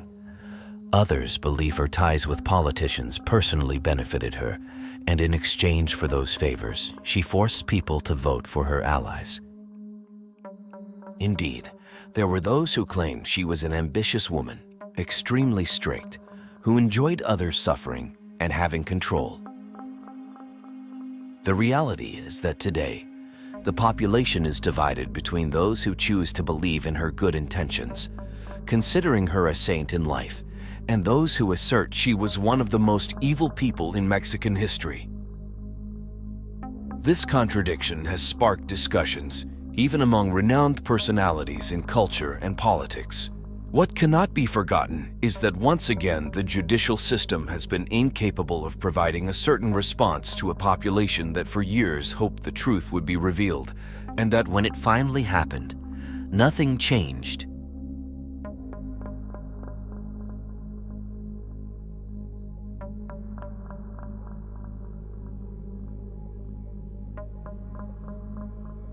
Maria Alejandra Lafuente Casco was a charming young Mexican psychologist, well known for her love of staying fit and active. She took great care of her petite figure, delighting in her own beauty and charm. With her light, wheat-colored complexion, long black hair, full lips, and deep-set eyes, she was a sight to behold. Maria Alejandra loved spending time at the beach, basking in the sun to maintain her impeccable tan. Following in her father's footsteps, the esteemed psychologist and renowned psychiatrist, Dr. Alberto Eduardo, Maria Alejandra held a deep admiration for her father, which ultimately inspired her to pursue a career in psychology. She specialized in treating adolescents and young adults dealing with depression, anxiety, and behavioral disorders. Her practice was located on the Roma Sur neighborhood in Mexico City. As a divorcee and a mother of two, Maria Alejandra was eager to find love again and create a new home for her family. However, her divorce had not been amicable. In fact, in 2011, she became involved in a shocking incident against her ex-husband. According to his statements, which remain anonymous as per authorities' decision, the incident occurred after their separation. He had gone to visit their children when Maria Alejandra asked him to enter the living room and sit on a strangely plastic-covered sofa. At first, he refused, but she insisted, claiming their daughter had a surprise for him. Reluctantly, he agreed to blindfold himself and take a seat. After several minutes of silence, not hearing any sounds from his daughter or Maria Alejandra, he grew suspicious. Just as he was confirming his suspicions, he felt a severe blow to his head. Struck by the fireplace poker, instantly removing his blindfold, he pleaded with his ex-wife to calm down. But she continued her assault. In a desperate attempt to escape, he realized the door was locked. With her ex-husband now fully at her mercy, Maria Alejandra grabbed a kitchen knife and stabbed him in the abdomen and back. Cornered and in severe pain, he tried to wrest the knife from her grasp, only for her to bite his arm. The woman tried to inject him with a substance using a syringe, but he struggled and managed to get her off of him, eventually escaping. The couple's daughter, who had witnessed her parents violently confront each other on numerous occasions, saw everything that happened that traumatic night. In none of the previous instances of violence had the couple sought intervention from authorities. However, this time was different. The man believed that Maria Alejandra had gone too far, so he decided to report her. According to the files, the psychologist was accused by the Homicide Prosecutor's Office of the Mexico City Attorney General's Office of Attempted Homicide. Maria Alejandra was taken to jail, and the 67th criminal judge issued a pretrial detention order. Later, the charge was reclassified to attempted mitigated homicide. On June 14, 2012, she was sentenced to serve 1 year and 4 months in prison. However, Maria Alejandra and her lawyers quickly mobilized to obtain various benefits. As a result, she was released after obtaining a sentence substitution for the payment of fines, as well as conditional suspension of the sentence or compensation for material damage, a fine of 18,843 Mexican pesos, approximately $1,009 at the current exchange rate, and for moral damages compensation, 31,200 200 pesos, approximately $1,836. Despite obtaining these advantages, the defense lawyers were dissatisfied with the judicial resolution. They argued that Maria Alejandra had acted in self-defense, claiming that her ex-husband used to beat her. Therefore, they filed an appeal against the sentence, which was reviewed by the magistrates of the 9th Criminal Chamber. Ultimately, these magistrates determined that the woman was not criminally responsible and ordered her full release, lifting the sentence. Upon her release, Maria Alejandra returned to her psychology practice as if nothing had happened. The image she projected ultimately worked in her favor, as she presented herself as an empowered victim who had overcome gender violence. But with a new life came a new victim. Back in her practice, Maria Alejandra met Alan Carrera Cuellar, a 41-year-old Mexican businessman. The man was the son of Adrián Carrera Fuentes, a former director of the now-defunct Federal Judicial Police, who had had a long and fruitful career in law enforcement, holding chief positions in different institutions. Adrián, Alan's father, established several businesses aimed at supplying the construction sector with materials. He specialized mainly in the sale of tiles and founded a chain of stores in southern Mexico. While his commercial establishments were legitimate, Adrián had mafia connections. Consequently, he was removed from his position to face legal proceedings and was charged due to his direct ties with the Juarez cartel, a Mexican criminal organization involved in drug trafficking and other illicit activities. This group controlled a significant percentage of drug trafficking from Mexico to the United States. The organization was led by Amado Carrillo, who died in 1997 in a Mexico City hospital after undergoing extensive plastic surgery to change his appearance. Adrián was accused of providing protection to both Carrillo and Juan Garcia, the leader of the Gulf Cartel. Garcia was on the FBI's 10 most wanted fugitives list in the 1990s until his arrest in January 1996. He was later extradited to the United States, where he was convicted on 22 counts of money laundering, drug possession, and trafficking. These events are significant due to their direct and indirect impact on Alan's life. Since Adrián was associated with such influential figures in the criminal world, it was anticipated, given the accumulated evidence against him and his own confession, that he would spend at least 20 years in prison. However, by participating in the Witness Protection Program during the investigation of the Juarez cartel by the Attorney General's Office of Mexico, he was released on July 18, 2000, to dedicate himself entirely to his businesses. Meanwhile, Alan joined the family business, managing the tile stores founded by his influential father. This role not only helped him earn a good income, but also left him with a lot of free time. He was married and had a daughter, but in early 2011, he divorced his wife, leaving him devastated, depressed, and struggling with alcoholism. That's when he decided to seek therapy and started attending psychological consultations with Alberto, Maria Alejandra's father. At the same time, his teenage daughter, affected by her parents' breakup, started attending sessions with a psychologist to learn how to cope with the consequences of their separation and to manage this traumatic process. Her father's therapist recommended this, and she ended up discussing her issues with Maria Alejandra. Alan accompanied his daughter to the clinic, and after the third session, Maria Alejandra asked the girl to introduce her to her father, claiming professional reasons. She said she wanted to talk to him to make better progress in therapy. However, this was just an excuse, as Maria Alejandra wanted to get to know Alan on a personal level. It didn't take long for them to start a romantic relationship. When the teenager found out, she was furious and stopped attending the sessions, but not before confronting Maria Alejandra about her misconduct. Maria Alejandra, assertive and intimidating, threatened to kill the young girl if she interfered with the new relationship.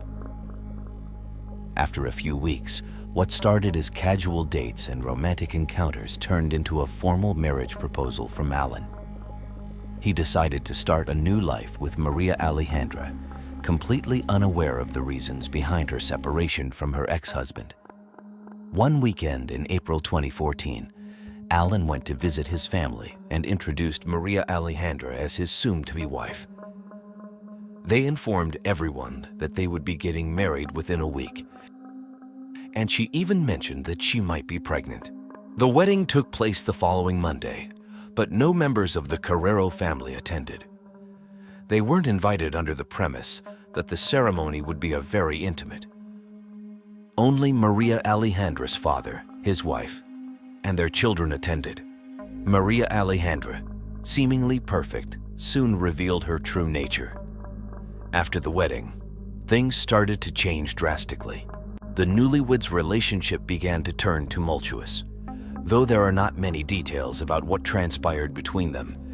As Alan was a very reserved man, it is known that violence escalated in their interactions. Alan's family disapproved of his relationship with Maria Alejandra, noticing that he became more prone to anger and seemed increasingly worried.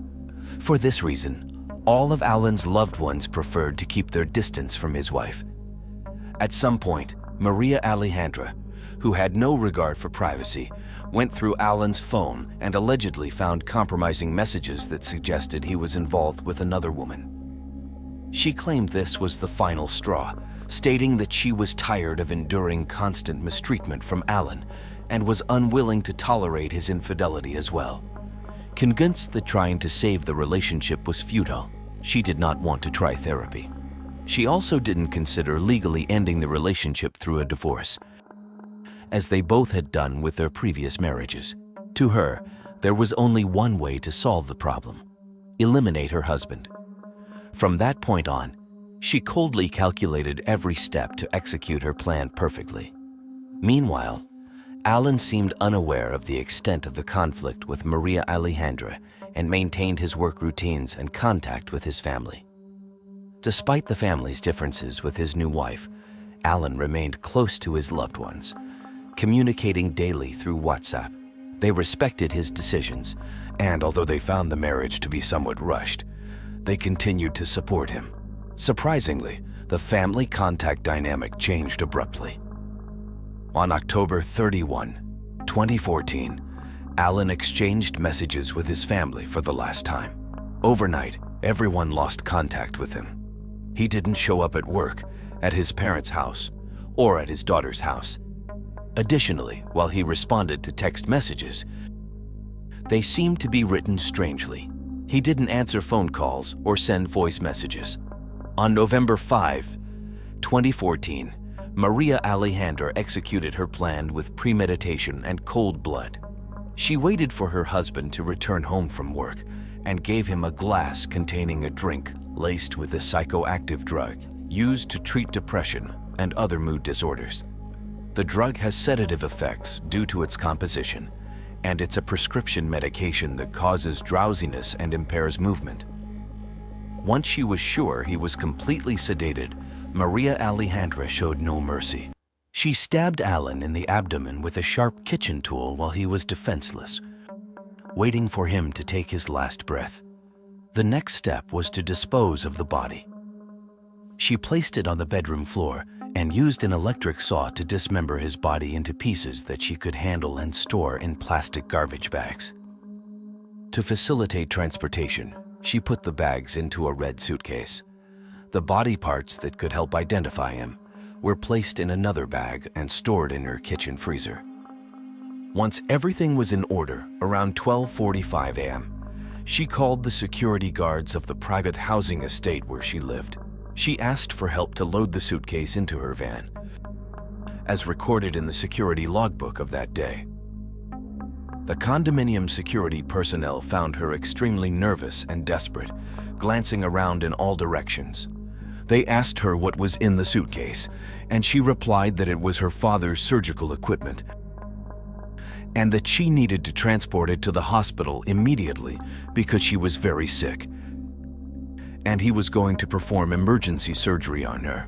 During the time she was away from her residence, she scattered the bags containing the body parts in 2 different parts of the city.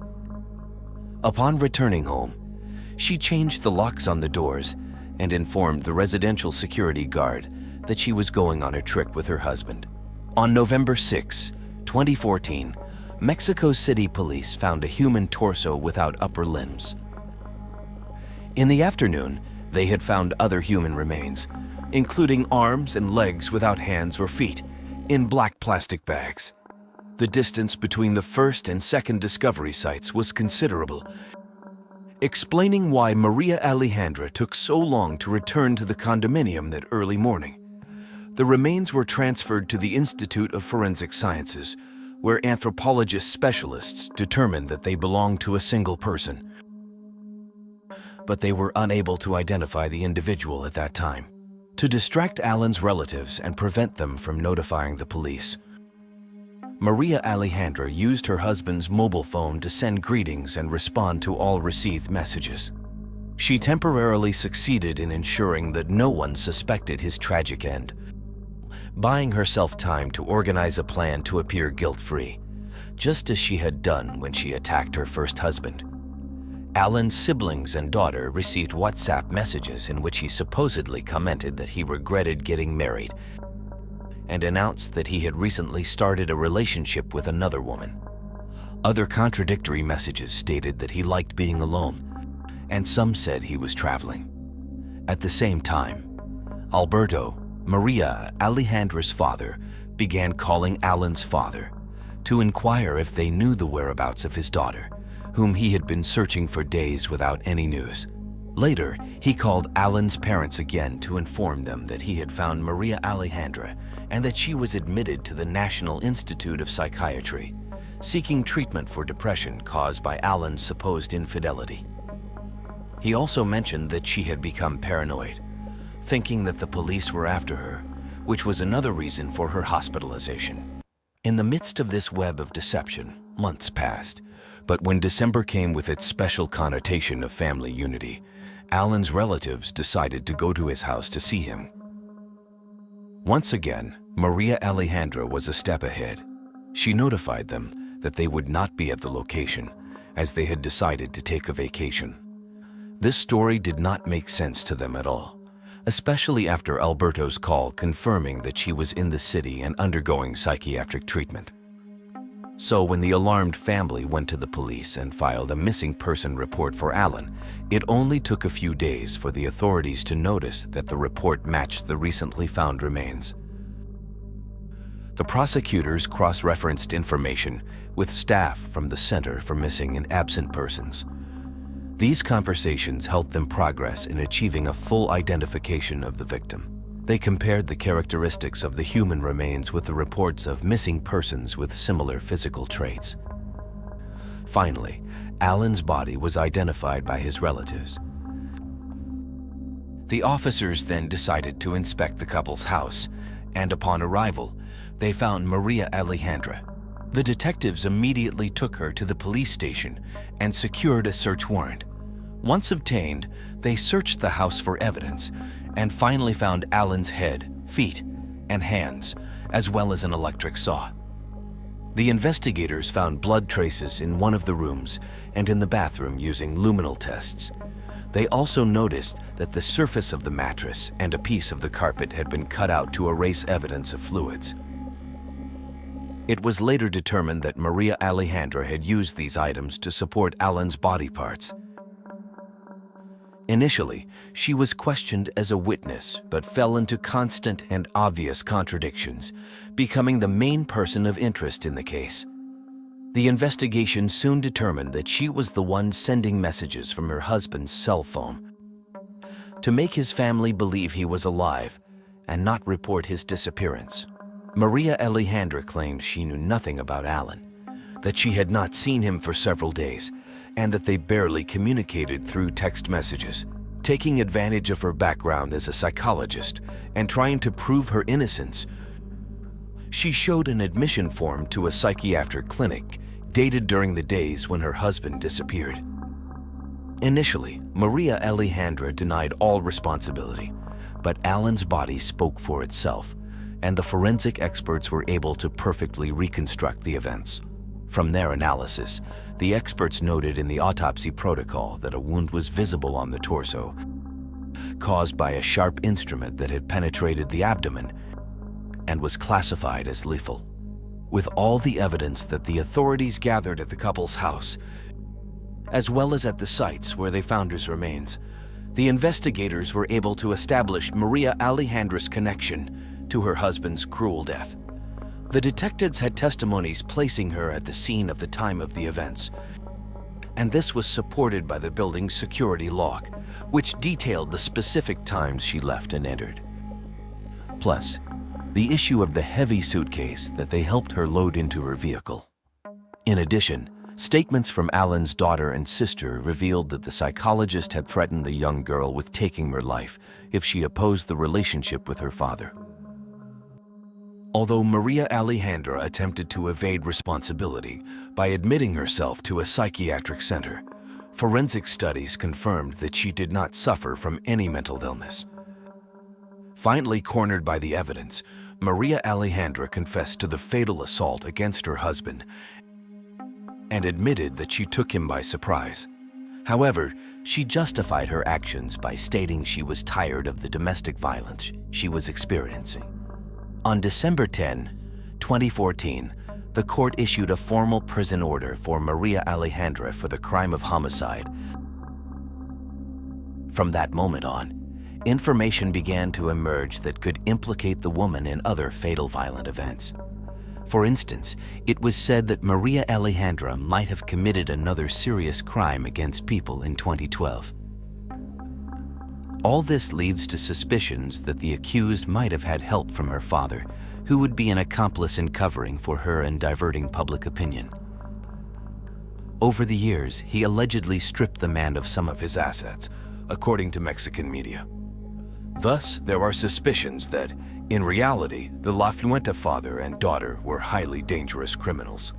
However, justice did not establish any decisive line of investigation in this regard. After an 8-year wait, on Monday, September 5, 2022, the General Prosecutor's Office of the Capital announced the sentence. For the crimes of qualified homicide and disrespect to corpses or human remains, Maria Alejandra La Fuente Casco was sentenced to 46 years and 6 months in prison, an unprecedented punishment in modern Mexican justice. After the firm conviction, she has no right to review the sentence or to alternative measures that relieve the prison sentence. She was also ordered to pay for the damage and funeral costs, and she lost her political rights. Maria Alejandra La Fuente was a calculating woman who seems to have taken advantage of her father's influence and protection to act freely and proceed against the men who, in some way, tried to save her from punishment for the assault she committed against her first husband, using an argument that portrayed her as a mistreated lady, probably making use of her great manipulation skills. Then, just 3 years later, she acted again, this time against her second husband. Acting with incredible cold blood, she planned the bloody end and even feigned insanity to once again avoid being held responsible for her actions. But this time, she had gone too far. Nothing could save her from being harshly sentenced by justice.